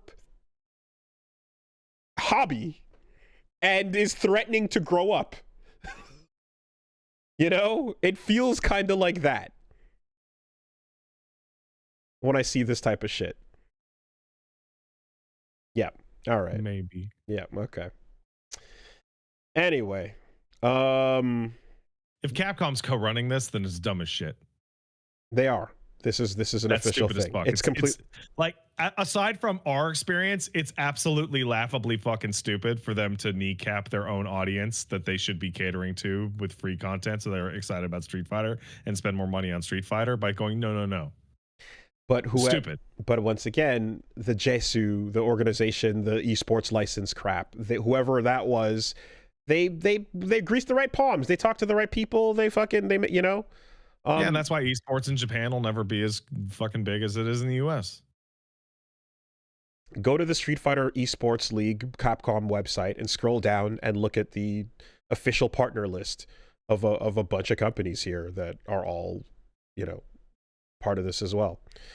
Including, the US isn't perfect at everything, but in terms of esports, the fighting game gang of fucking do whatever is a pretty good solution. You get enough people here and some cameras, okay, we're doing a show. Anyway, absolutely ridiculously stupid. And you know, hey, look, if you're feeling real stressed out by all that, and you know, you're just like, damn, I can't stream the Japanese Street Fighter League stuff, and you're in Japan, well, you could just head on down to McDonald's and get a Happy Meal. I don't think I can. I think my local McDonald's in Japan, yes, that's my local McDonald's in Japan is actually bizarrely out of food today. And there's just enormous dumpster piles of trash right outside the door. This happens at least like once or twice a decade, right? There's always a promotion at a major store for a thing that's going to have a whole lot of scalpers coming through, and it results in mountains of garbage of food thrown out on the floor of the establishment, and then a big apology comes right after. I would like to, so basically they had limited edition Pokemon cards for Happy Meals, and so people would just show up, buy as many Happy Meals as they could get a hold of to get the cards, and then throw the Happy Meals on the ground outside the restaurant. I mean, at first it seemed like we're going to need, like, at first it was like, okay, let's put it in the garbage, and then it was like, well, there's no room in the garbage, so let's just put it around the garbage, and then it just became, now the garbage is invisible, and now it just became, well, I'm going to take the cards out of the bag and let it go, and where gravity falls is where they lie. So everyone's probably noticed the scalping is getting worse and worse and worse and worse. Mm-hmm. I'm of the opinion that this is a recession indicator. Mm. So we've always had people going totally nuts for limited edition products, Happy Meals, Beanie Babies, Labububoers. But now you've got a second. The frenzy behind scalping seems to correlate with the fact that people need to get money somewhere. Yes, and you have a secondary channel of commerce which fluctuates according to hype. And also, you're really, really, really down and out on those NFTs. You're still taking a beating My ape. on those apes, man. So you're desperate for a dub. Here comes McDonald's. Oh boy. Yeah. And also, for a lot of businesses, there's absolutely no incentive to stop scalping for a little while anyway, because it's a guaranteed market that'll buy up all stock instantly. Right. It's fucking awesome. It happens every time. Every time, dude. By the way, was it you that I talked to about Labubus? No. About the dark patterns with Labubu? Oh, no, we haven't talked about it, but I'm well aware. I've watched a family at a claw machine wailing to get a rare Labubu. You don't know how dark the Labubu pattern gets. Mm. Labubu has the darkest dark pattern I have seen in my life. I mean, we lived through Beanie Babies, dude. No, you don't understand. Okay? You can go to the Labubu website, right? And Labubus are blind boxes. They are gacha. Yes, completely. Okay. Yeah. So here's the part where it's the darkest dark pattern of all. You go to Labubu and you go, I would like to buy a Labubu blind box, right? When you purchase it off the website and it sends it to you, right? And it's shipped and it's confirmed. There's no takebacks, right? You bought the blind box and it sends it to you. And the shipping is confirmed, the purchase is confirmed with your card. It will then tell you what was in the blind box. Oh, upon click? Yes. Oh. And then it will ask you, would you like to buy another one? Oh my God. Oh, that's the darkest. That is the darkest thing I've ever seen before it even arrives. Yes. What? Oh, the addiction machine. Yeah. Oh my goodness. And then the shipping, so you can end up in a situation where you go, no, I want until. And then what happens? You end up with 30 Garbo Labubus that show up at your house and you have to get rid of them. Wow. It's the fucking one per case mentality, but you keep that and you instantly get the feedback on click. Yeah, they used gacha pull like dark patterns for real life and applied them to physical items. Oh. It's also like the most wasteful thing ever. Wow. Okay. Does it become an even dark pattern if the Labubu you're trying to get is the blackface one? No, that was custom. Oh, okay. So the lady who, there's a sound on TikTok where it's some British lady, I have the only 24 karat gold Labubu, which is the Labubu that she dipped in gold. Okay. For social media, and then she got really popular because that's pretty funny, and then immediately pulled out like an insanely racist blackface Labubu, like as like number 2. Okay. And everyone went, whoa, okay. That's a different kind of dark pattern. Yeah, got it. Understood. Yeah. Wow, that's impressively evil. You're like, if you're an addict, you stand no chance. Grok, how many Labubu blind boxes do I need to buy to get the gold Labubu? I mean, the only thing further... gold Labubus are actually victims of a genocide in South Africa.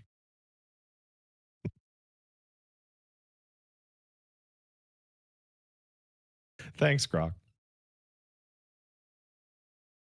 The Labububoer.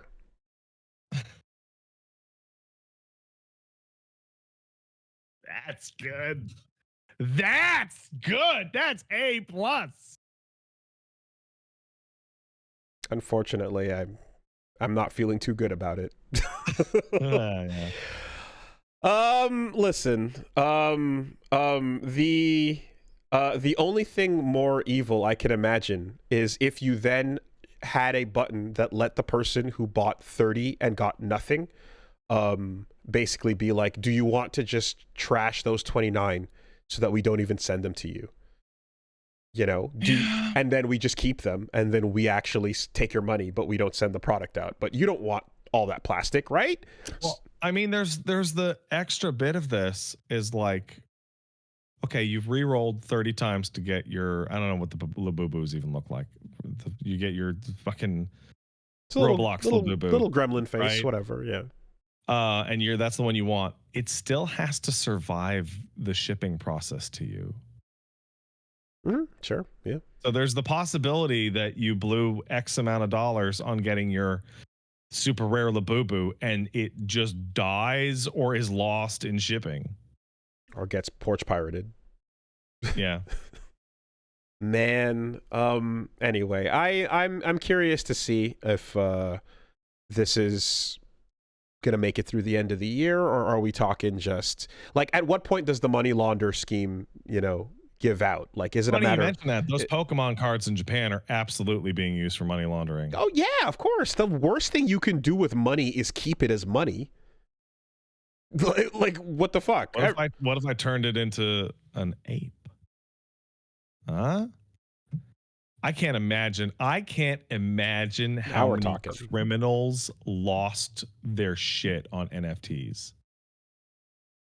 Like dudes doing real ass like drug/trafficking crime that were like, yeah, let's put it into this weird non-fungible, unsourceable crypto thing, and then we'll sell them and the money will be clean. And it's like, oh, I sold all these drugs for nothing. Like, what am? There's a White House coin, dude. Like, what am I supposed to? Anyway, yeah. Let's just get out of here. Have you noticed crypto guys have stopped talking about replacing money with crypto? That pie in the sky goal no longer exists. I feel like they still are, but it's no. That was the sell. Like in 5 years, crypto's gonna replace money, and it's like, no, it's not.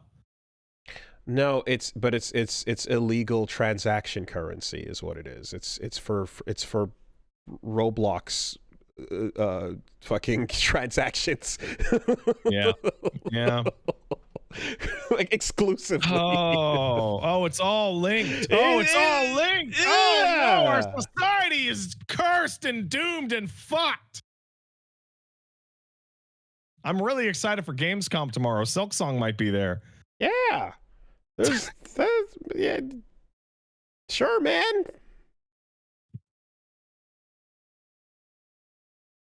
Take some emails.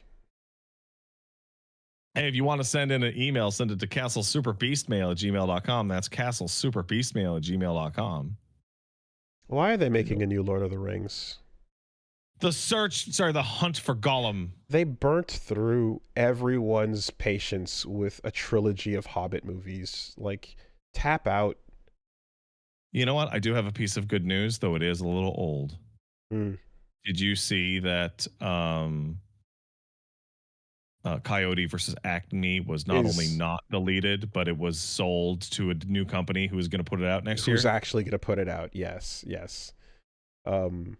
I imagine there will be like a fiasco of watch party activity for going to watch that movie after so long. Although also people say it's pretty funny. Say it's pretty good. So I heard that people who did get to see it said that it was one of the best movies Warner Brothers ever made, and that made it extra weird that they were so desperate to kill it. Someone in the chat says that the copyright on Lord of the Rings is going to expire in 30 years. Milk. That explains it. Yeah, and all the games and everything. Right. Okay, yeah. You got to get it while you got it. True. Can't be having these Popeye, Winnie the Pooh, Steamboat, fucking Willy ass, copyright free productions going on. If you got an email, castlesuperbeastmail@gmail.com. What do you got for email? All right. Let's see. Hello, Dan and Dadder. Would you make a Faustian bargain of never being able to play Silksong when it comes out in exchange for a very detailed documentary on its development? That's such a good, just a good bargain. It's pretty good. That's a really good bargain. I'm tempted. I'm really tempted, but I'm afraid that it might be a really underwhelming. Yeah, no, that's my expectation. Like, it might be a really underwhelming not story at all. It might just be, things got away from us. We just took forever. I expect that the story of, so I dug into this recently to try and figure it out. And I believe I have a rough draft of what may be there. So to the question of what the fuck is going on with their social media, the answer is that the three gentlemen who make Silksong are not active on social media at all, even in their personal lives. Okay. So they're like probably relatively ignorant of all the nonsense. They've just been feature creeping their shit off. That can't be possible. So, like, no one's telling them that everyone's mad. Oh, I'm sure people are saying, hey, people are really excited. They really want to know what's going on, but that's it. I think I've heard a multitude of stories of people that are like really high up in the games business being like totally baffled by public reception of their games. And listen, being out of touch, is not a rare thing in this industry. However, I don't believe that for the simple reason that as somebody who has creative thoughts and desires to get those out there into the world, anyone who's making a video game can't wait to see what everybody has to say about the thing they're making. That's not necessarily true. That's not a universal. The idea that they're being gate kept away without knowing for like years. No, I'm not saying gate kept. It's they're the type that just put their head down and do it. I mean, is that better or worse? Like, people in chat are pointing out, like, From Software spent like most of the lifetime of that company not understanding what people did or did not like about any Dark Souls game. Like, you had features that would disappear and reappear at random because they were discussions that happened internally without any external feedback at all, ever. I mean, like, isn't that dangerously close to Concord's toxic positivity? A little bit. Yeah. A little bit. Yeah. Right? Aren't you being filtered from the truth here? Yeah. Like, people are pointing out, like, Miyazaki of From Software does not play the Dark Souls series. Right. He designs them. Like, that's fucking way weirder than anything else I could ever hear. And for sure, there's a massive difference between, what we're talking about in Silksong's case and like Harada, for example, who's like on Twitter aggressively responding to feedback before content drops, right? You know what? I have one that's newer, one that could have been a part of this week's stories. So Atlas recently put out a statement about P5X, which was basically suck our dicks. We're not changing shit that matters. But of note is that the Japanese developers at Atlas, who were assigned to P5X, said, we didn't know that people beat the dungeons in a single day so they could do more of the social stuff. It was a really big surprise. Yeah, there it is. There it is. There go the headphones. What? Like, what? So despite the fact that they have been pulling out user data since Persona 4 Golden on the Vita for 13 years, no one there ever actually looked at it. It was all just being automatically sent out to players when pinged. That is psychotic. So yeah, dude, devs can totally ignore everything. God. Oh my God. Fucking the metrics department was a mistake. They don't have a metrics department. No, they all do. Part of QA, there's a part of development where people behind the scenes are feeding information about gameplay back into someone who's collecting play Oh statistics on yeah, things, in and English and French and German and Spanish and Brazilian Portuguese. if they're taking even the most passive online feature, like, hey, what did most people do with these stats, and then giving you suggestions, it means they're pulling that info. But No, Wooly, oh my god, that's not how things are done on that side of the world. oh It's my creator and dev god. focused, and the data is for the nerds over in accounting, I guess. Or maybe it helps with this cool little feature for the players. Like, one of the things that you and I love about the specific context and nature of Japanese video games is their endlessly idiosyncratic and auteur-based nature, which comes from not listening to fucking no one about shit. Ever. You said a different word from the one I thought you were going to say. Oh, what did you think I was going to say? A different word that starts with A-U-T, but you know. Oh, no, not Okay. that one. All right. Listen, Wave Runner says, Dear Genshin, Pat, and Honkai Star Wars. Yes. Pat's frustration at playing any gacha is fully justified, as no game is ever good because of gacha mechanics. They're good in spite of being gacha. Like, I'm a huge Xenoblade 2 fan, and I hate gacha mechanics. Yep. The other big issue is that in the fact that you constantly need to add new characters to pull for, even if the story starts out good, it's never satisfying because it's never made to end by design. You're never allowed to get too attached to one character. Not enjoying a gacha game is a normal reaction. They're designed to not be enjoyed, to just endlessly be consumed like a second job. That's a pretty apt summary of what's going on there. Yeah, that feels about right. I recently was talking to somebody and they were telling me about some cool shit in Honkai Star Rail, and I had to be like, you need to stop sending me stuff about Honkai Star Rail. Like, I had to, like, I wasn't mad, and like they didn't know. Well, they knew a little, but I had to be like, when you talk to me and talk up how cool this boss fight in Honkai Star Rail is, you are walking up to me and going, dude, these cigarettes are so delicious. And they're low calorie. I love them. Oh, have you tried them?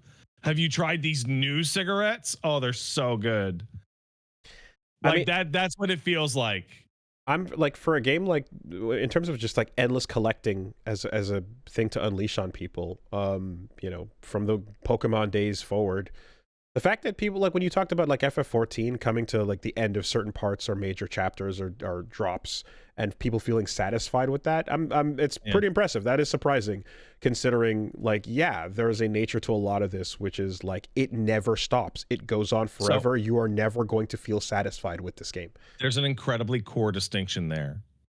Any good MMO makes it so that those drops are not random forever.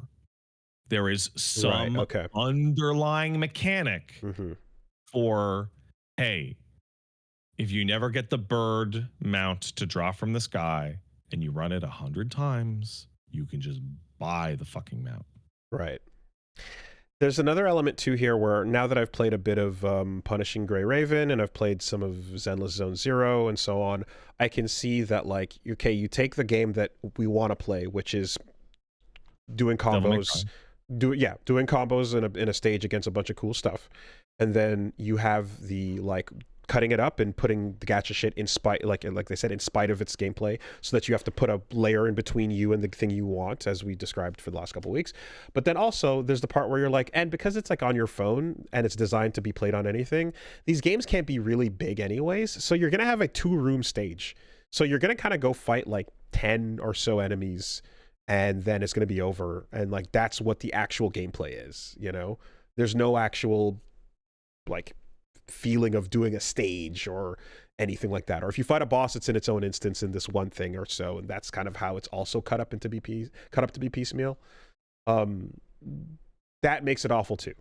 I think the part that gets me the worst is that I believe that if Hoyoverse sat down and made a real ass video game, they would have a Game of the Year contender on like their first try. If they tried.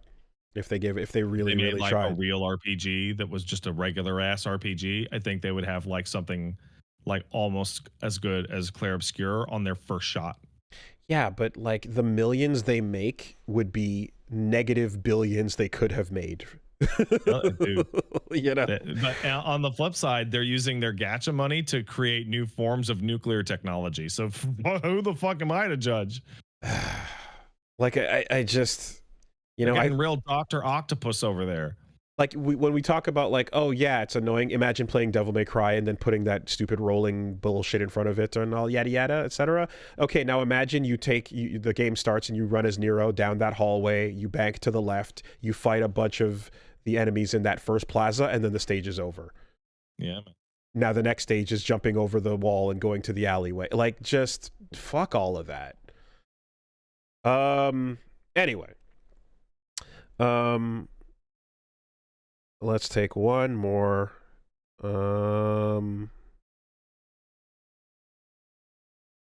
Let's see here. From John. Dear Castle Super Dads, I was going through some older podcasts of yours lately and decided to listen to episode 50. Dog names must be blue collar. You guys talked for about half an hour discussing cannibalism and your preferred methods of how you'd partake. You both came to a general consensus that assuming it was ethically sourced and the person wasn't watching, you'd try a single bite of steak. Has your opinion changed on the matter? Is there a different way you'd like it to be prepared, etc.? I don't know why you want to particularly revisit this, but I don't remember what I said 300 episodes ago. I need a guarantee that I'm not going to get fucking prions. Oh, yeah. I need a guarantee. Yeah. That's important. If you can guarantee me that I'm not going to get prion disease and also it's ethically sourced and everybody's cool with it, yeah, I'll eat a person. I don't give a shit. For me, I was like, if you could 3D print it, right? If you could 3D print it. Well, that's. Wait, why does that bother me? Why does that bother you? I'm like, that doesn't count. I'm like, wait, what? What am I? No, if you can 3D print the meat and it's not actually coming off the person, I'd be more down. That's your human tofu. It's lab grown and it's weird, but to me that's more ethical. Part of me is like, what's the point? And I'm like, why do I think that? Wait, it bothers you more for it to be 3D printed than to come off of a person? No, it's just like, what's the point? I don't even get to say I ate a person. It's like I ate a 3D printed cube of whatever. Well, it's like crab meat. Like at this point, you're not eating real crab. A lot of people just use the fake crab meat and they think it tastes better. You know? Yeah, but I'm essentially doing it for the bit here. Oh, I can be like I ate a person. See, I'm not doing it for the bit at all. For me, it's just like, what is that flavor?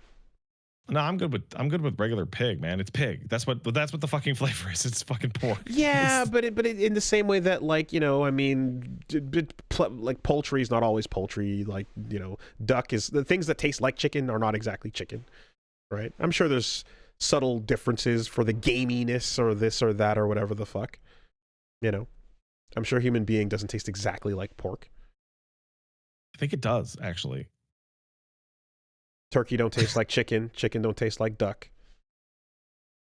You know. Apparently, I think it's just a lot of things taste like chicken. I think that's just a generic meat flavor. But that's also a lie, and that's also an oversimplification, because things that taste like chicken don't always taste like chicken. There's things that taste like they're similar in texture, ultimately, but like there's differences. You know, fucking like there's a billion kinds of beef that don't even taste like beef.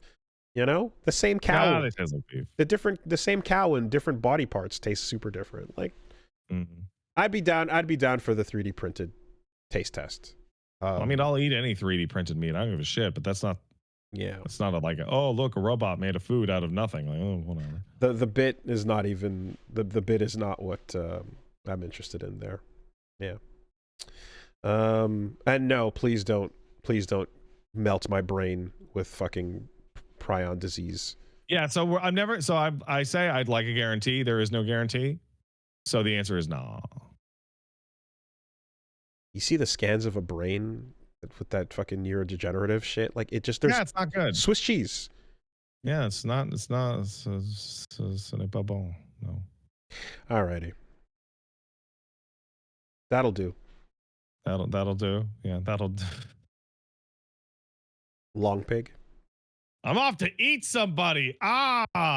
See you next week with brain damage.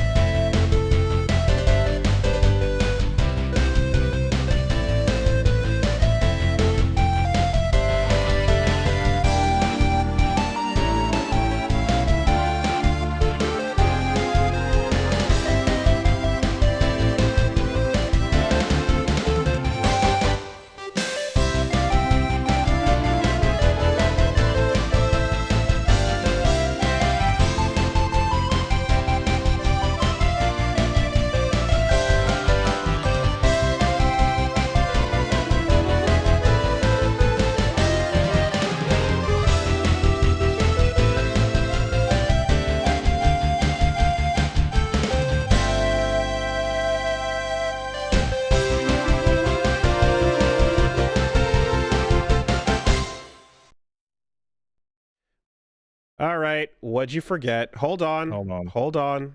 Hold on. I'm not even done. I'm not even done with the fucking Export. Audacity file. Yeah. Okay. Starting a new one. All right.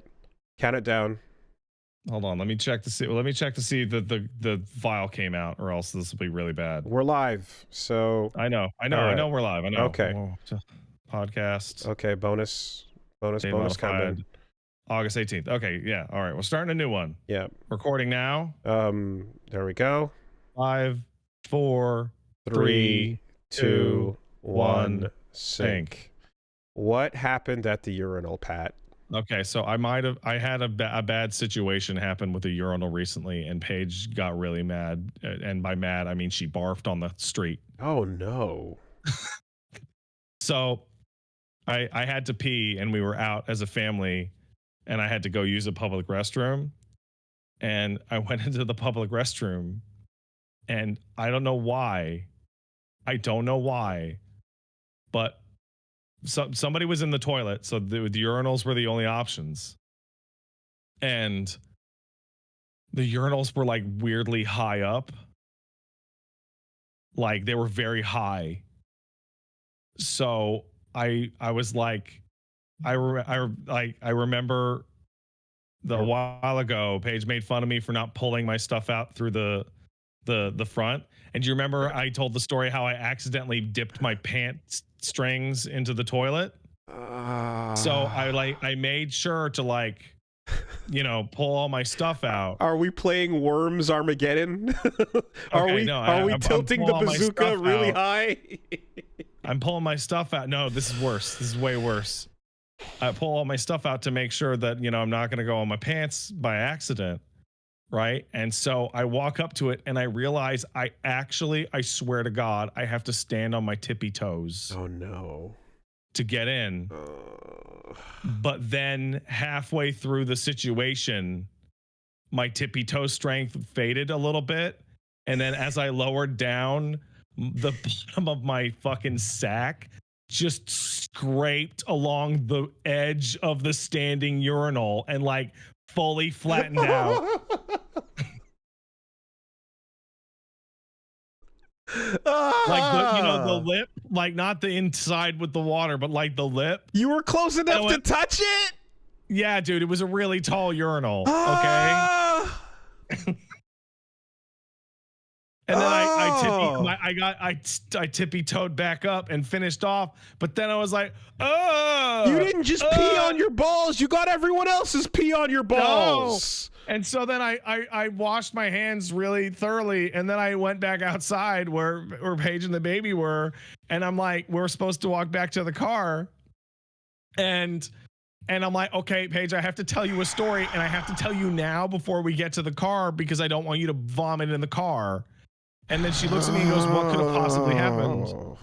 And I'm like, I accidentally dipped my balls onto the rim of the urinal. And then she threw up right there on the sidewalk. Like right then and there. And we had to be like, haha, mommy silly to the baby, because he was like, oh no. Boy. And then when we got back to the car, everyone was really, really upset. Everyone was very upset. And so what we did is Paige dug in her purse and she got those Lysol wipes that we use to like wipe down shopping carts with, and she handed me the pack, and so I grabbed 2 of the big Lysol wipes, and I just like, while we were parked, I just grabbed them and just went in there and just mashed it all up with Lysol. Whore bath. Yeah. And then I was informed that I was just cut off for the foreseeable future. Oh, that's correct. I just was. In case. Oh, yeah. No. So just cut off. If you didn't say it, I was about to. I'm like, listen, not to overstep any boundaries here, but that is a quarantine zone, and quite frankly, your poor wife. We got to make sure that nothing springs forth off of this. Yeah, man, that is extremely reasonable. Holy shit. Yeah, no, dude, it was like that cold shock and just the feeling of like, oh no, I've done something terrible. Oh, I mean, dude. Okay. And so here's the worst part. But the worst part is that I was like, man, I should just I really need to pee, but I don't want to use like a local bathroom because they're all gross. And I was like, oh, I should just go find like a forest and just walk into the forest and piss. And she's like, don't do that. You'll get arrested. And then after I told the story, she's like, you should have just walked into the forest. I mean, at that point, you should have just gone into the fucking an alley. At that point, just hitting the stall and holding power distance is best. I should have seen the height of the urinal. And back away. You can't take that challenge on. Okay. I'm going to share with you a piece of tech that I've discovered under dire circumstances. Oh, it might save your life in the future. I guess that we're at risk for life and limb now. That's where we're at. This is desperate times, desperate measures. If you walk into a situation where you find yourself just unfortunately unable to arc up to that urinal, damn, that's tough. Hit the stall, and I know the stall can be a rough situation. I should have waited for the stall. What you can do if you walk into a rough stall is you stand back in the safe zone, right within the stall. Assuming that, like, let's say half the stall is just no bueno. Stand back a little enough that you can get that arc into the bullseye, and there's a point where your stream is no longer like going to have the velocity to hit the target anymore, and what you need to do is, with, like, let's say paper towel in your hands or so, lean forward until you are that if this is the toilet, you're like this, you're standing safely, you're getting the arc, and then you eventually do this, and then you use your hand on the wall from a distance, and then you can directly not miss, and then you never have to step in anywhere where the horrors are going. You get the tactical lean going, and then this doesn't work. No, I'm telling you, legs I was given by God. Tactical lean. This doesn't work. Wooly, the solution to your problem, like the solution you're advertising, requires like arms and legs that got me into this situation in the first place. Fuck, okay, man. I'm trying to help, man. I don't know what to. Just fucking pissed on the floor. Like I should have just. I don't know what to tell you, man. This is what I've discovered as a way to solve the problem. Fuck, man. That was rough. All right. Good DLC. Have a good week, everybody.